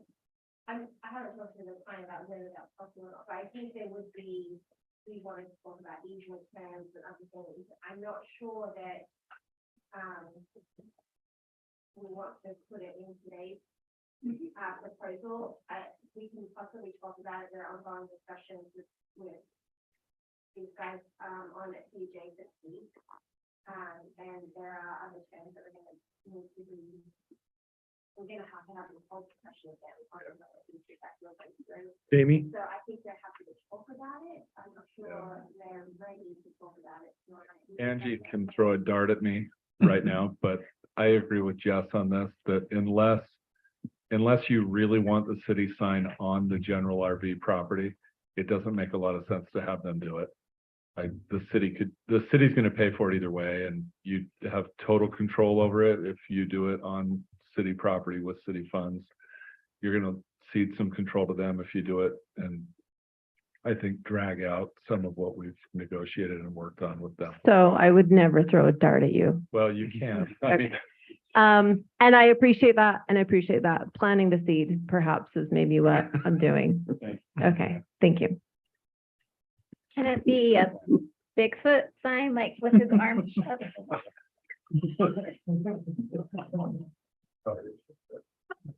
We already have that. Okay, are we ready to make a motion on that or any other questions? So just one clarification. So this is just the non-wetlands portion that we're talking about tonight. The other part is That's completely correct. separate. Yes. That's correct. So there, one caveat, we are approving the site plan for the entire site, right? It's the plat that excludes that wetlands, right? They obviously wouldn't be able to develop the Right. remainder of the site until they get that all worked out. Thank you. And the conditional use, yeah. and then there are two actions for you to take. The first is resolution 2305. That's the preliminary final plat, and then the ownership and maintenance agreement together in the same resolution. The second action is resolution 2307, which is the development agreement. And I just would ask where you've agreed on the wrought iron fence, when you make the motion on the development agreement, just make it with the modification to the development agreement, that instead of saying decorative fence, we say wrought iron. And otherwise the amount's the same and there's no other amendment to the DA.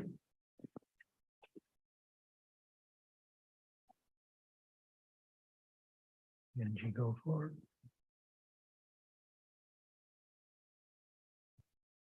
Mayor, I make a motion that we approve resolution 23-05 preliminary final plat and ownership maintenance agreement for RV General at approximately 475 East 6650 South by applicant Kevin Shonshank.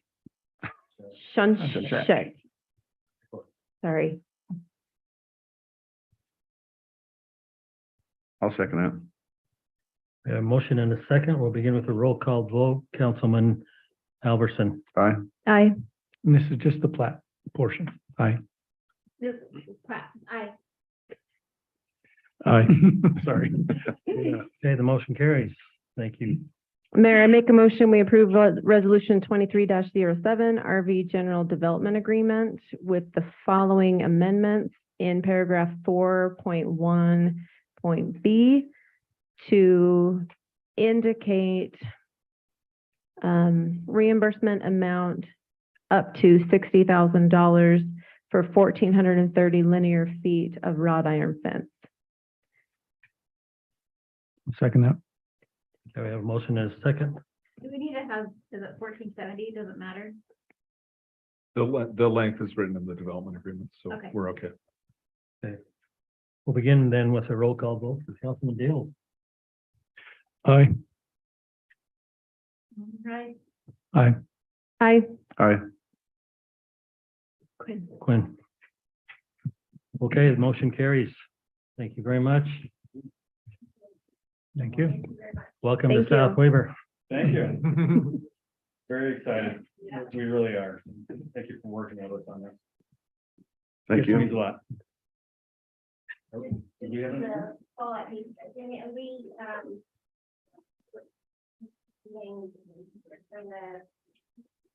So, Redevelopment agency. yeah, the next thing on the agenda is that the council will recess into the RDA meeting. There is a topic that relates to your project.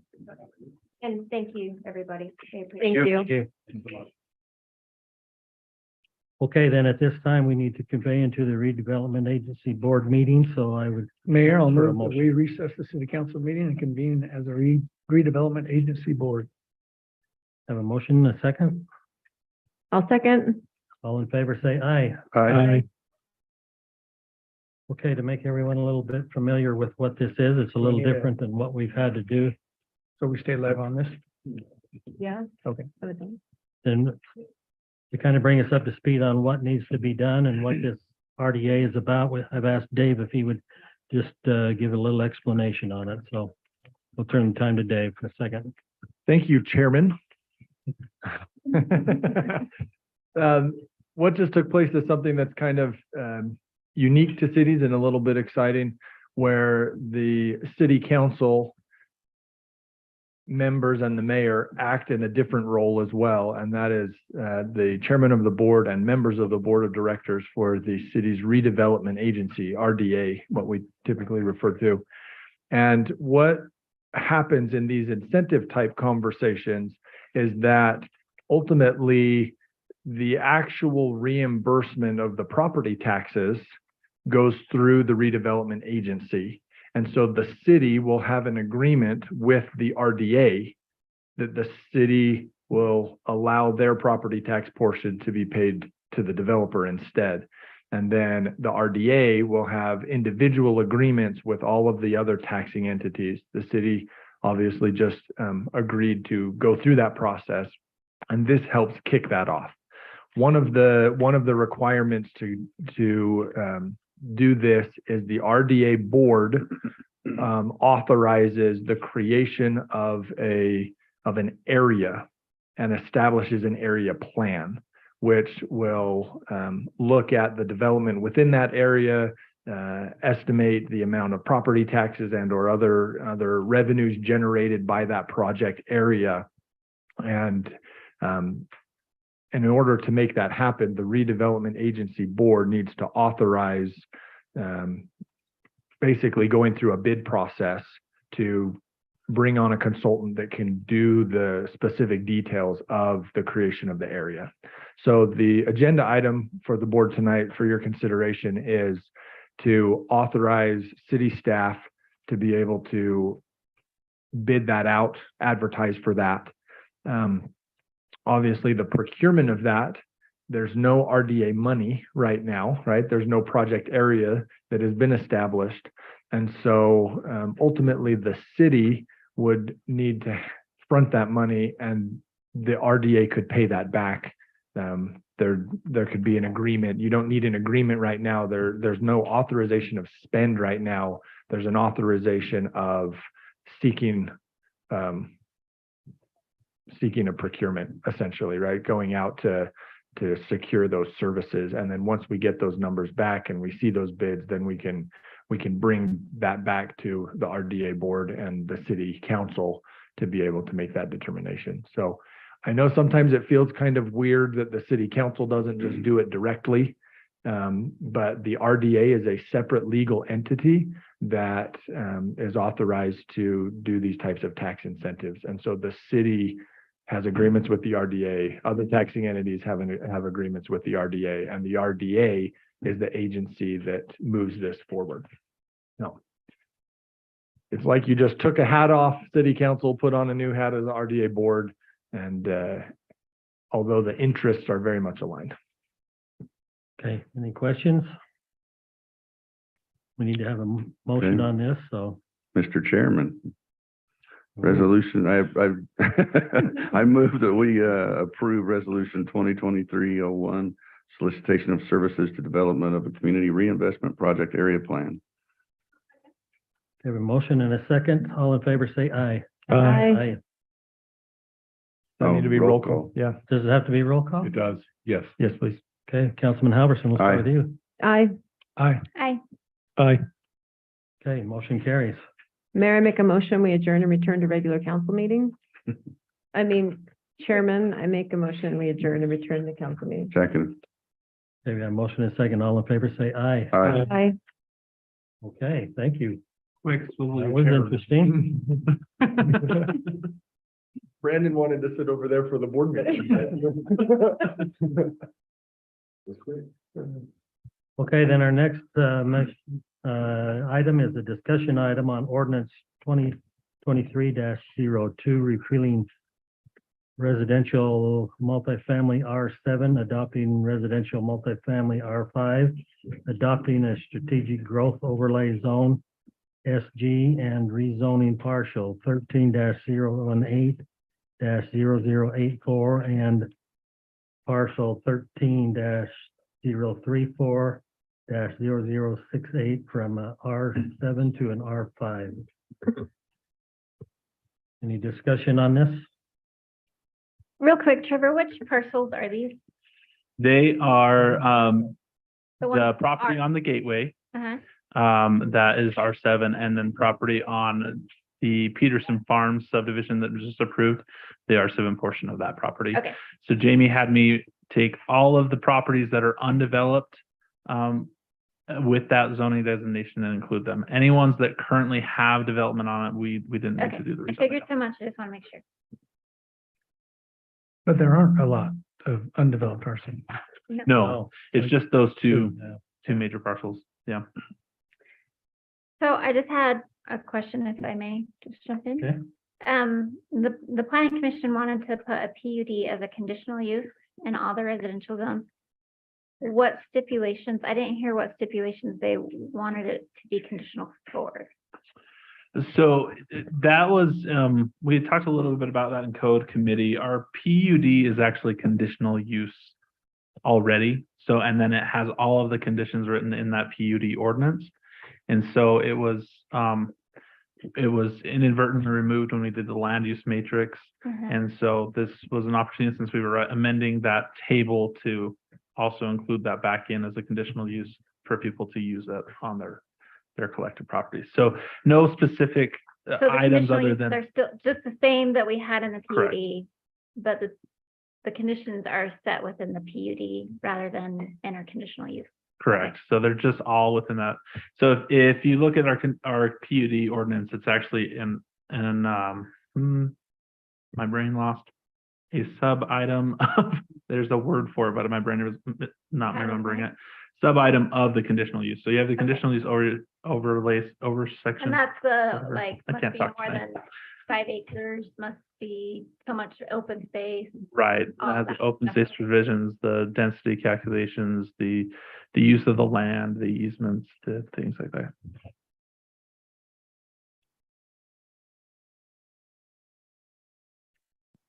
So the planning commission basically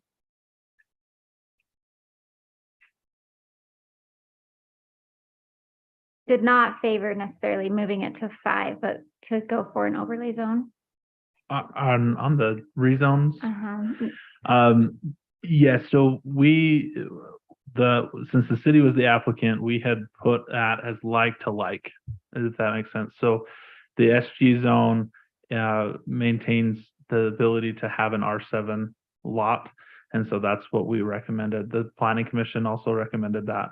It is up to the council to determine whether that you want to maintain that designation or not. And that's a completely legislative item, since it's a rezone.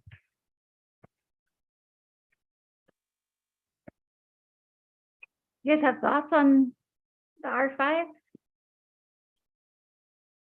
PC says they recommend us staying at 7 and create our own overlay.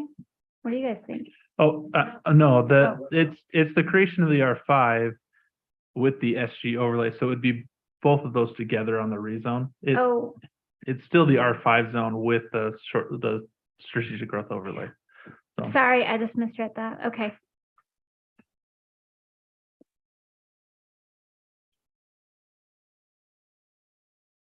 I didn't read the whole sentence. Sorry. You're just fine. So in practicality, I mean, what does this mean to the Gateway project proposal? So as of right now, they're entitled, they have a vested right to whatever they were approved for on their application. If they're coming to do a new application, they'd be subject to the new zoning requirements, which are design standards that are included in that, allows them to do townhome subdivision plat. They've already they're in the process of requesting R7, are they not? I'm Oh, sorry. not Gateway, sorry, I was thinking the other one. Okay, yeah. Sorry. Yeah, that's a whole other ball of wax, But and we they can talk about It really that. won't change the Gateway. Won't change. project. Right, it won't change anything substantially for them right now. If they were to come in and replat, They were come. then it would go into effect and we'd start over. And then it's their prerogative if they want to replat and try to redo the whole development, they can. If they're doing replat and just make their townhomes, that's their prerogative.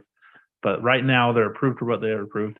If they want to change that, then they'll be subject to the new zoning. So the purpose of this is mainly if there's any Future. redo, then it shifts to this. Correct. What we didn't want is similar to what happened with our commercial overlay zone, to Right. that maintain a zoning designation for a property, and they could have a vested right to that zoning if they came in and made an application. And so we wanted, if that land is barren, because right now they haven't turned any dirt yet. Right. So if they continue to not, and the development doesn't go through, and then we just wanted that assurance that we had that control over what the zone was still.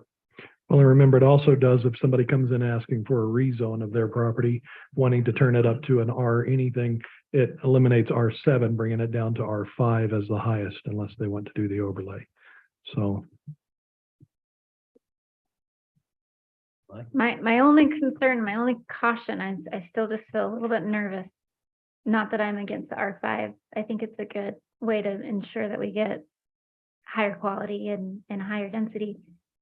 But if they choose to replat, then they'll have to choose to go to R5 and then bump to R7 with these higher standards, which may mean they choose not to replat, which is what we wanted them to do. So that's just my only concern. I don't know. I don't know that we necessarily want to do. I have an issue with changing a zone for just one property, so I don't feel that we necessarily shouldn't do it, but it is a concern that I have. I think looking at the zoning requirements and what they currently have requested on there, the major thing that they'll have to comply with they don't currently have is that there's a recommendation from the Planning Commission to have a 25-foot setback on the front. They're 15. And they're at 20 currently. Okay. Some benefit though is that we did reduce the rear setback to 15, and so the building footprint could probably stay the same to shift back and not affect it too much, but there would be some engineering costs to have them to fix that. But so we're not overly concerned, but we do feel that that is the only major area that's changed for what they currently have proposed. What about the quality, the exterior? It says on all four sides. I'm just saying, but theirs is just the front, right? I'd have to pull that up and double I'm pretty check, sure it's just but the I front. think I don't think it does have wainscoting. So that would be an architectural upgrade, but they do have, And the garages? the garages may have to change as well. How about, we put in something here about the road that they front? Is there road that they, I don't remember how they worded it. I'm just a little nervous. I'm a little nervous that it's just enough of a change for them that they choose not to replat, but not to say that we shouldn't go forward with it. It just makes me nervous.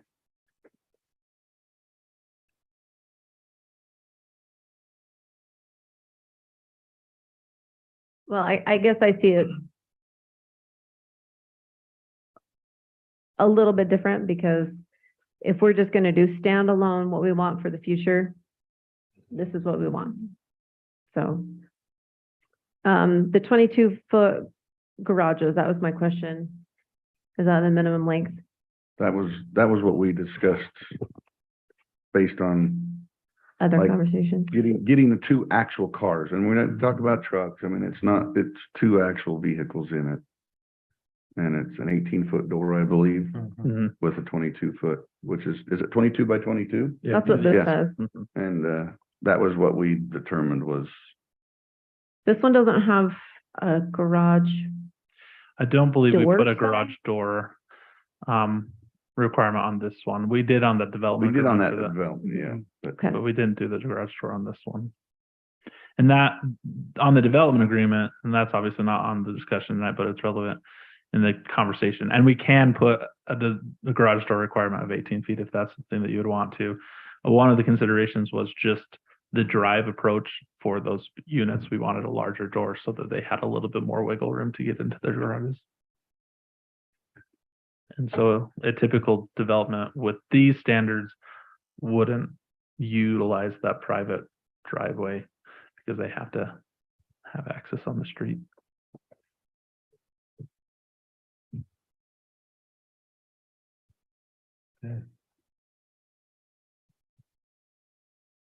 Someone ready to make a motion on this? This is just a discussion No tonight. motion needed on this, Just this a is just a discussion. The discussion, right? Okay, so we good with the way it is? Can we make a motion on it? So we don't have to look at it? can we again? make a motion? I've seen it enough, I'm ready to move. Come on, Lisa, don't put a brain cloud. Okay, recommend just to go forward with what we got then? Yes. Yeah, Okay. that'd be my recommendation. Okay, next item, we've put this off from our retreat.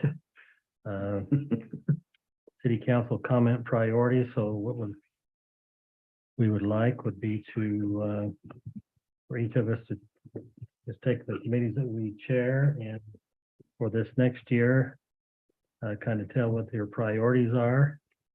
And we'll just discuss them for a minute. So let's start with, Joe. You wanna start? Sure. Okay, let's do it.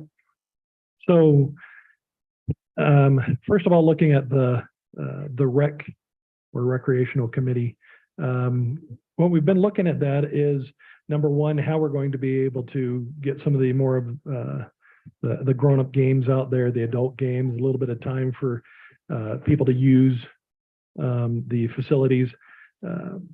We're hoping that the method that we've been going through, each one of these adult sports will pay for itself.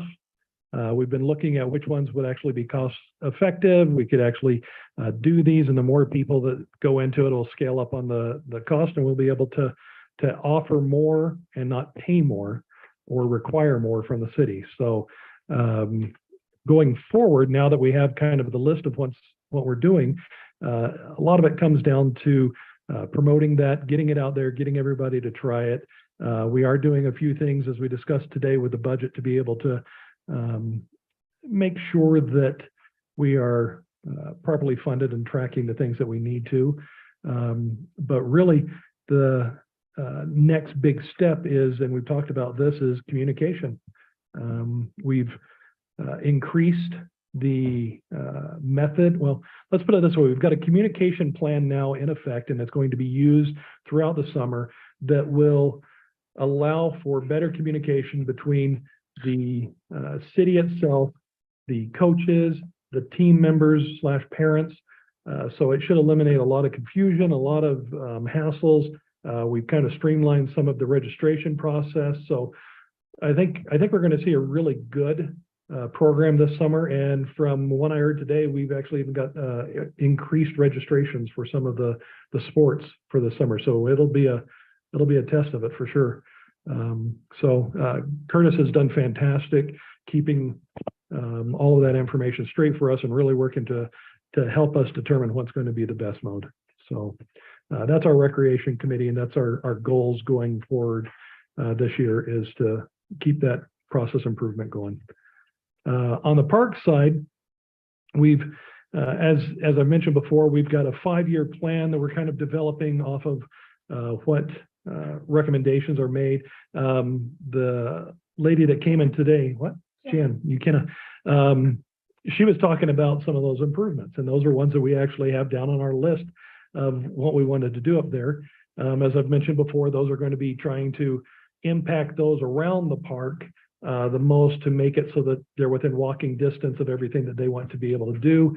But as we've kind of gone through an exercise again with budgeting, we're finding that a lot of the maintenance of our parks is gobbling up any type of improvement budget that we have. So we've got some things that we're working on that so that we'll be able to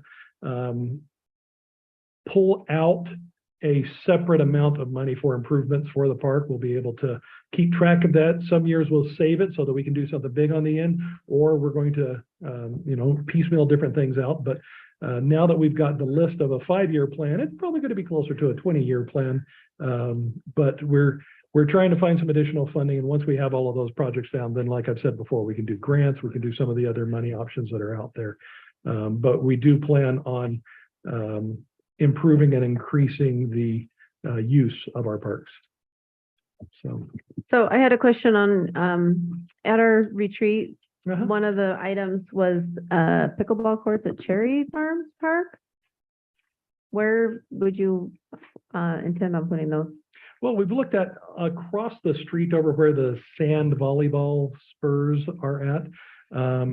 And that would be one of the places that we would do it. We just put it right over there, just a simple single court, maybe dual court if we can fit them in there. Okay.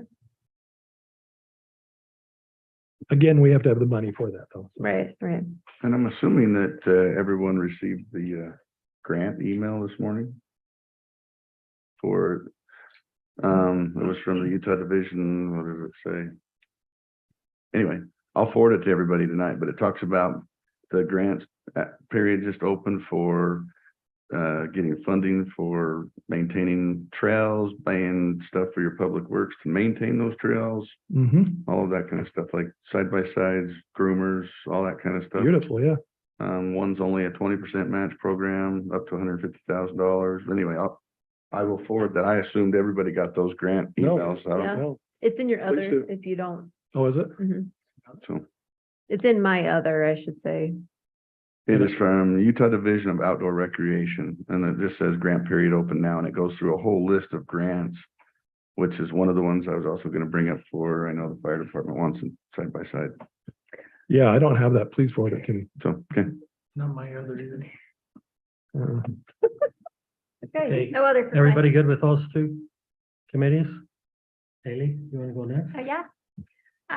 So we have co-committee, we have our priorities for this upcoming year as our flex space, business space, writing a code for it or an overlay, looking more like it will probably need to be a code. Arbor protection. So trees are removed, they need to be replaced. Condo rental ordinances, commercial overlay landscaping, which is just an overlay in our commercial highway commercial areas to have, what did you call it earlier? Exceptional design standards, yard standards. Anyway, landscaping standards. RV dwelling, which has been something that's been kind of coming up as a concern of people living in RVs.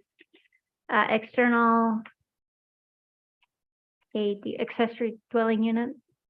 Adding garbage and snow removal to development properties for commercial to make sure that they, and I guess not just commercial.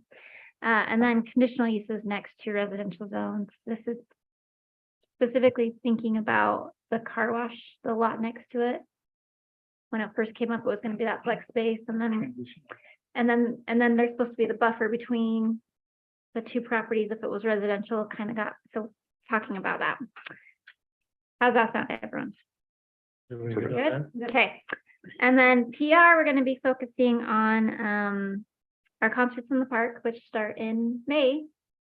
We have also just our Easter egg event that we'll be working with as well. And in correspondence with Parks and Recs, just helping the word get out about our recreational programs and events at the FAC and helping get the word out about that. Continuing to work on our quarterly newsletters and then talking about getting a TV screen. I don't know if you've been to the FAC, but they have a TV screen and it's kind of going through slides, but one here for City Hall as well, and they'll be synced. So you can see the two of them. And then just increasing our social media presence and continuing to update the website and those things. How's that sound? Good. Good. That sounds good, but can't we just use this one? Yes, we will. What That's we're, what, sorry, I didn't mean a new TV screen. Sorry, just like thinking. the it's two kind of together. like the system behind it. Yeah. So, yeah, we're getting kind of a mini computer stick and a stick in the back Yeah. of both of them so we can sync them at the same time. Thank you Perfect, for that thanks. clarification. Yes. So you're thinking the television from there? Yeah. So the same feed. Yeah. Think our digital sign, but just internally at this TVs. Thank you, Quinn. So one quick comment on the Parks Train Club. That's, do you want to say something about that or? We're,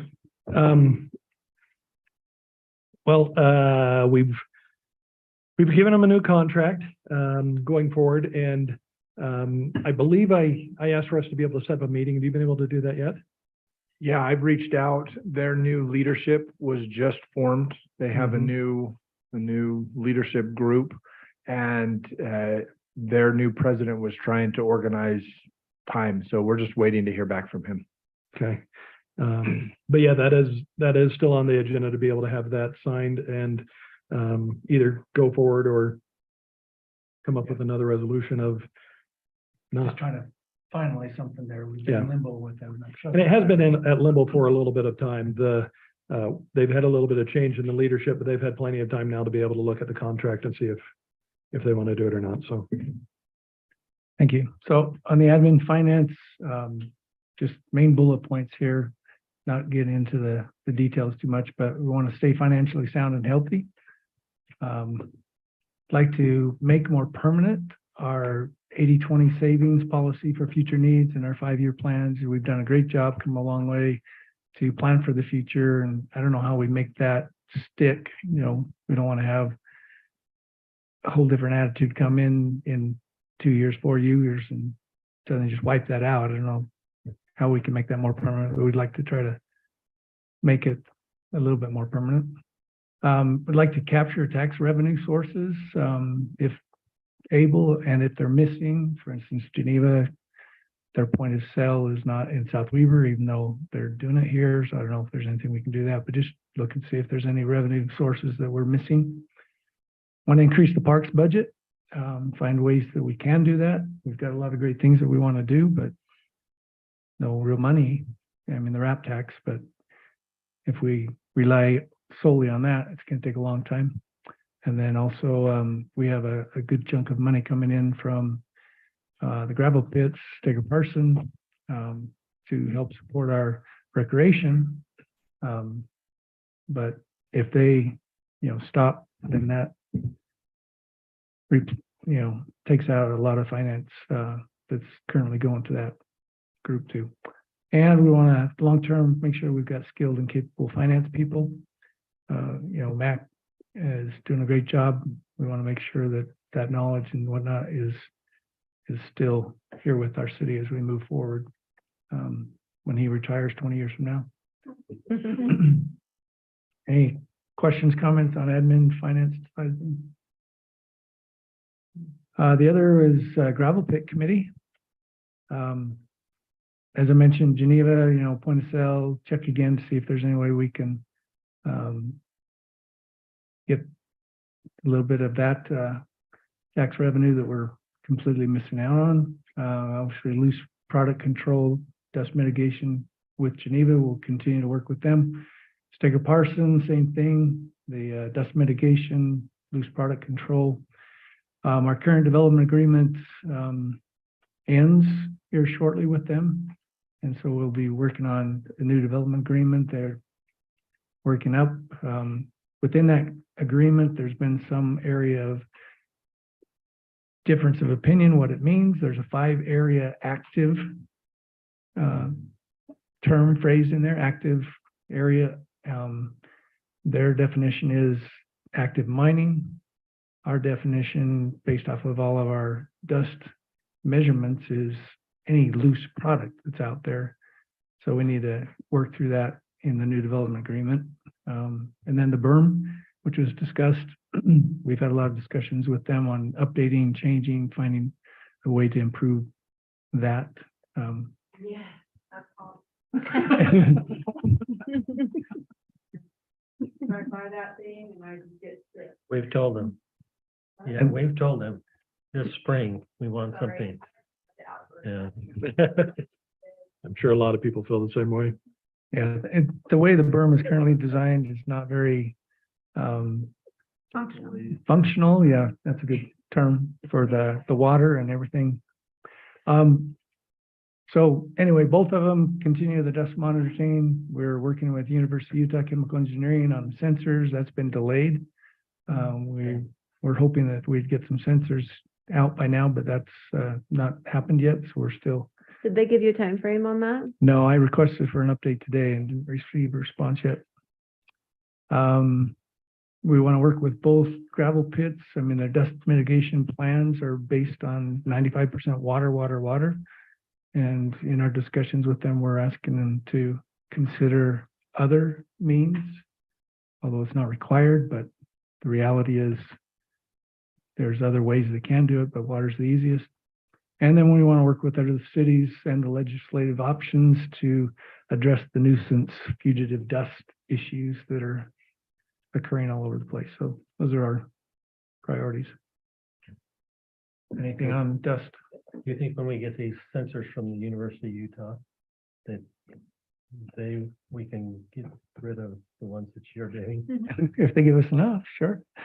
They're only going to give us two. Well, I don't know. That's a lot of work for you, so I enjoy doing that. I'm a data nerd. Well, I think that the nice thing that is helpful for them is to know the areas that are being hit. And if we just have one sensor downwind of each one of them, we would know that the north side was suddenly having some issues where, they always thought it was just the south and middle side. So. Well, I think a drive where the down- dust was coming from was Yeah, one of that the most was fascinating interesting. thing to me is it wasn't all from right here. I mean, Yeah. it was coming from a lot of different ways. okay, thanks, Quinn. Angie?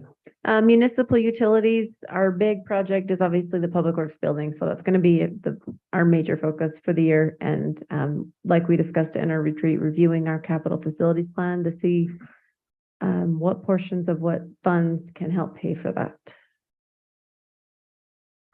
Very good. That's it. I mean, that's not it, that's it. Okay. Big one. Good luck. Just the biggest. Okay, Blair? Public safety. There's a few things. The biggest thing is obviously what's kind of like we've all been talking about, but we need to put a long-term plan together of how we're paying for our future vehicles, especially the large apparatuses. We need to review the wildlands program and get it up and running. I mean, we've struggled with getting it running. I've talked with the chief, Dave has, we've all talked about it. But we're hoping can get running, so it's also another source of revenue as well. That can help the wildlands. Yeah, wildlands program. Then we're also going to continue to look at sidewalks and crosswalks, correct, Haley? For finding some grants and doing things to see where we can get those. There's a couple locations that we've talked about putting crosswalks. It's just getting them up on our priority list and getting the funding for it and approvals. And lastly is the sheriff's contract also, but that's been pretty good, but I think we need to continue to review it to see the level of service we want and make sure that's what we're maintaining. And that's all I have. You don't want to hear about the Restoration Advisory Board, so we're going to work on the OUs, get rid of contamination. Okay, great. Yeah, 2050. Okay, council, thank you very much for all the hard work, and I sincerely mean that. You guys are great on chairing these committees and running these committees. And I think we're second to none with compared to other cities. because we've got a good, active, hardworking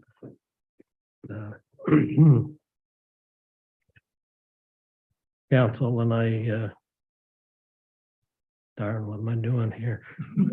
I guess you know how much I appreciate it. I Yes, get we do. teary-eyed. You must know that I'm sincere. So thank you very much.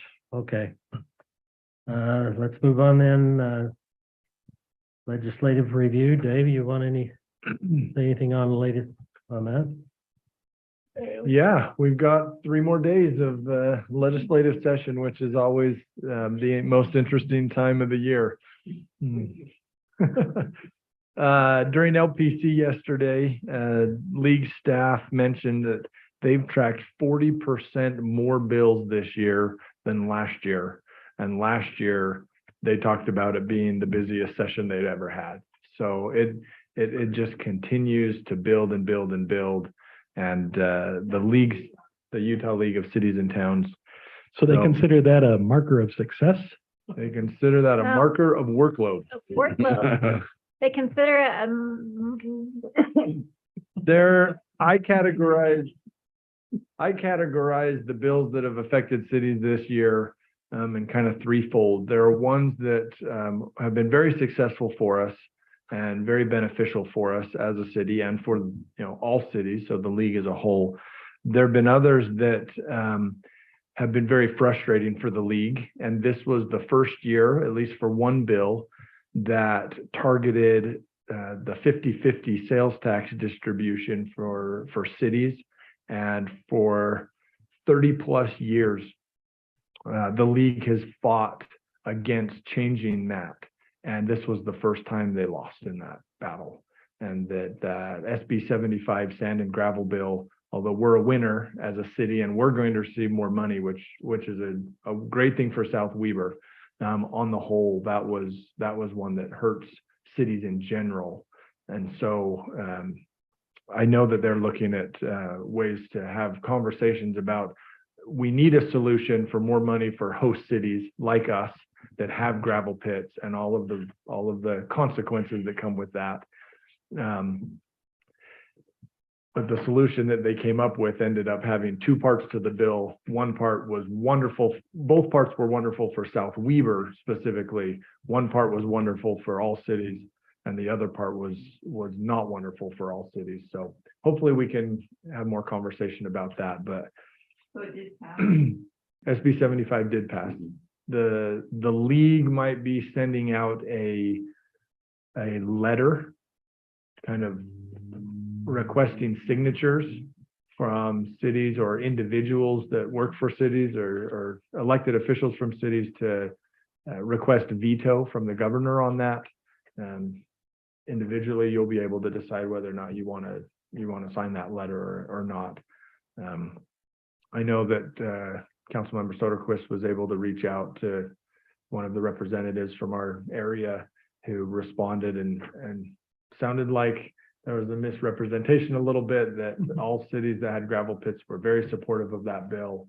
I know we were kind of mixed on that, trying to be a good player to the whole, and yet again, we're a winner in terms of that bill, and we will receive some additional money that's sales tax, but it will be specifically earmarked for transportation. So the total pot that will be throughout the whole state is about $7.5 million a year, what they estimated. Our portion of that is yet to be determined, but so it's not a huge number statewide, but amongst all the different gravel pit host cities, about $7.5 million that would be redistributed from all the other cities that are not host cities. There have been some other major bills for land use. I know that we keep talking land use every year. There's been a lot of interim work and then a lot of work during the session on the Commission of Housing Affordability, as well as the, I just lost the name. There's another collective up there that's really worked through a lot of the housing land use issues and talked through those. The league has been at the table. Some of those bills have had a lot of work that started in a position which would have been very, very detrimental to cities, very bad. And the league has been able to be at the table and negotiate those to a place where I think there were some concessions, but overall quite a bit better for cities than what it started out with. This ongoing year-over-year conversation about housing, about affordability, about the role of cities and whatnot, some of the talking points of cities are starting to take hold, it feels like. The recognition that cities don't really control housing prices and the cost of developing is so much bigger than the city's portion of that and the fees that we have. So that is starting to take hold a little bit. The moderate income housing plan that came out last year, there's been conversation about making that a smoother process and a better process. And there will be some things I know that will come forward once the session ends for us as a city that will have to adjust our code, right? But that happens every year where we've got to take what they've done and if there are code sections for us that need to change. And so we'll be looking at that. But the biggest one that I think needs attention right now is SB 295. I sent out the email yesterday on that. That is a very problematic bill for cities when it comes to what's called dedicated infrastructure districts. The league and cities have been working for a long time with the idea of public improvement district, PIDs, or other types of improvement districts, and we're actually at the table negotiating that. There was one bill that the league had been working on for a long time, a really long time, and then that one got pushed off, and they said, okay, we're not going to do anything this session, and this other infrastructure district bill popped up late Friday afternoon. They read it in committee Monday morning, and it has not had any of the negotiations of all these different entities, and really kind of spits in the face of some of that work and doesn't address the issues that we've been dealing with. So that's maybe a little bit more than you wanted on the legislative update, but No, that was good. those are the major ones. It's been a big session. Thank you, Dave. Okay, reports. Anyone with new business? Have any new business they'd like to report on? Council staff report, anything there? Do you have anything, Dave? Yeah, a couple quick things. We met with the mayor. I'll make this super fast. Met with the mayor and city hall staff about the remodel project as we're kicking that off. We're waiting for some materials to come, but it looks like the third week in March is when we'll be able to start doing a lot of the work here in City Hall. We talked about needing for a period of time to close down City Hall to walk-in traffic and just do phone calls and online or by appointment only, very similar to what we did during COVID when we didn't have walk-in traffic, to expedite the remodel process and be able to make that happen. We will want to limit that period of time as much as we can, but we're looking at right now as things line up, being able to start kind of mid-March, back end of March, and then after the second week in April, we would have that second week of April, planning commission meeting, a city council meeting, and court. And then after that, there's a period of time, if we do not hold city council meeting on April 25th, that we could actually have a really good window of not having public meetings in this space and would allow that work to be done. So we're coordinating all of that, but getting ready to kick off that project. And the 25th, that's the week of the ULCT. The week before that is ULCT. Yep. Also, as everybody knows, we've kicked off the budget process, but I think it's important for the public to understand all the work that goes into that and the committee work. These next couple of weeks, we've already held a couple of committee meetings that is specific to budget. These next 2 weeks really are quite a heavy lift when it comes to the council assignments that you have for committees and the budget process. So I'd like, since the mayor didn't do it himself, to give a shout out to the mayor, because he goes to all of those committee meetings, and the heavy lift that you all have is even more from him. So he got a full-time job when he was elected and he had no idea. So I'm going to them. That's all I've got. To learn something, that's why. Slow learner. Okay, thank you very much, Dave. Is there any show and tell tonight? I thought Blair had it. No, it wasn't. Yes, it was. I did have one, but I can't even remember what it was. Next time, Blair, Blair is next time or next time. Mayor is Okay. next time? Okay. All right, we need to move into a closed session, so I look for a motion to move into closed So session. moved. Second. All in favor, say aye. Aye.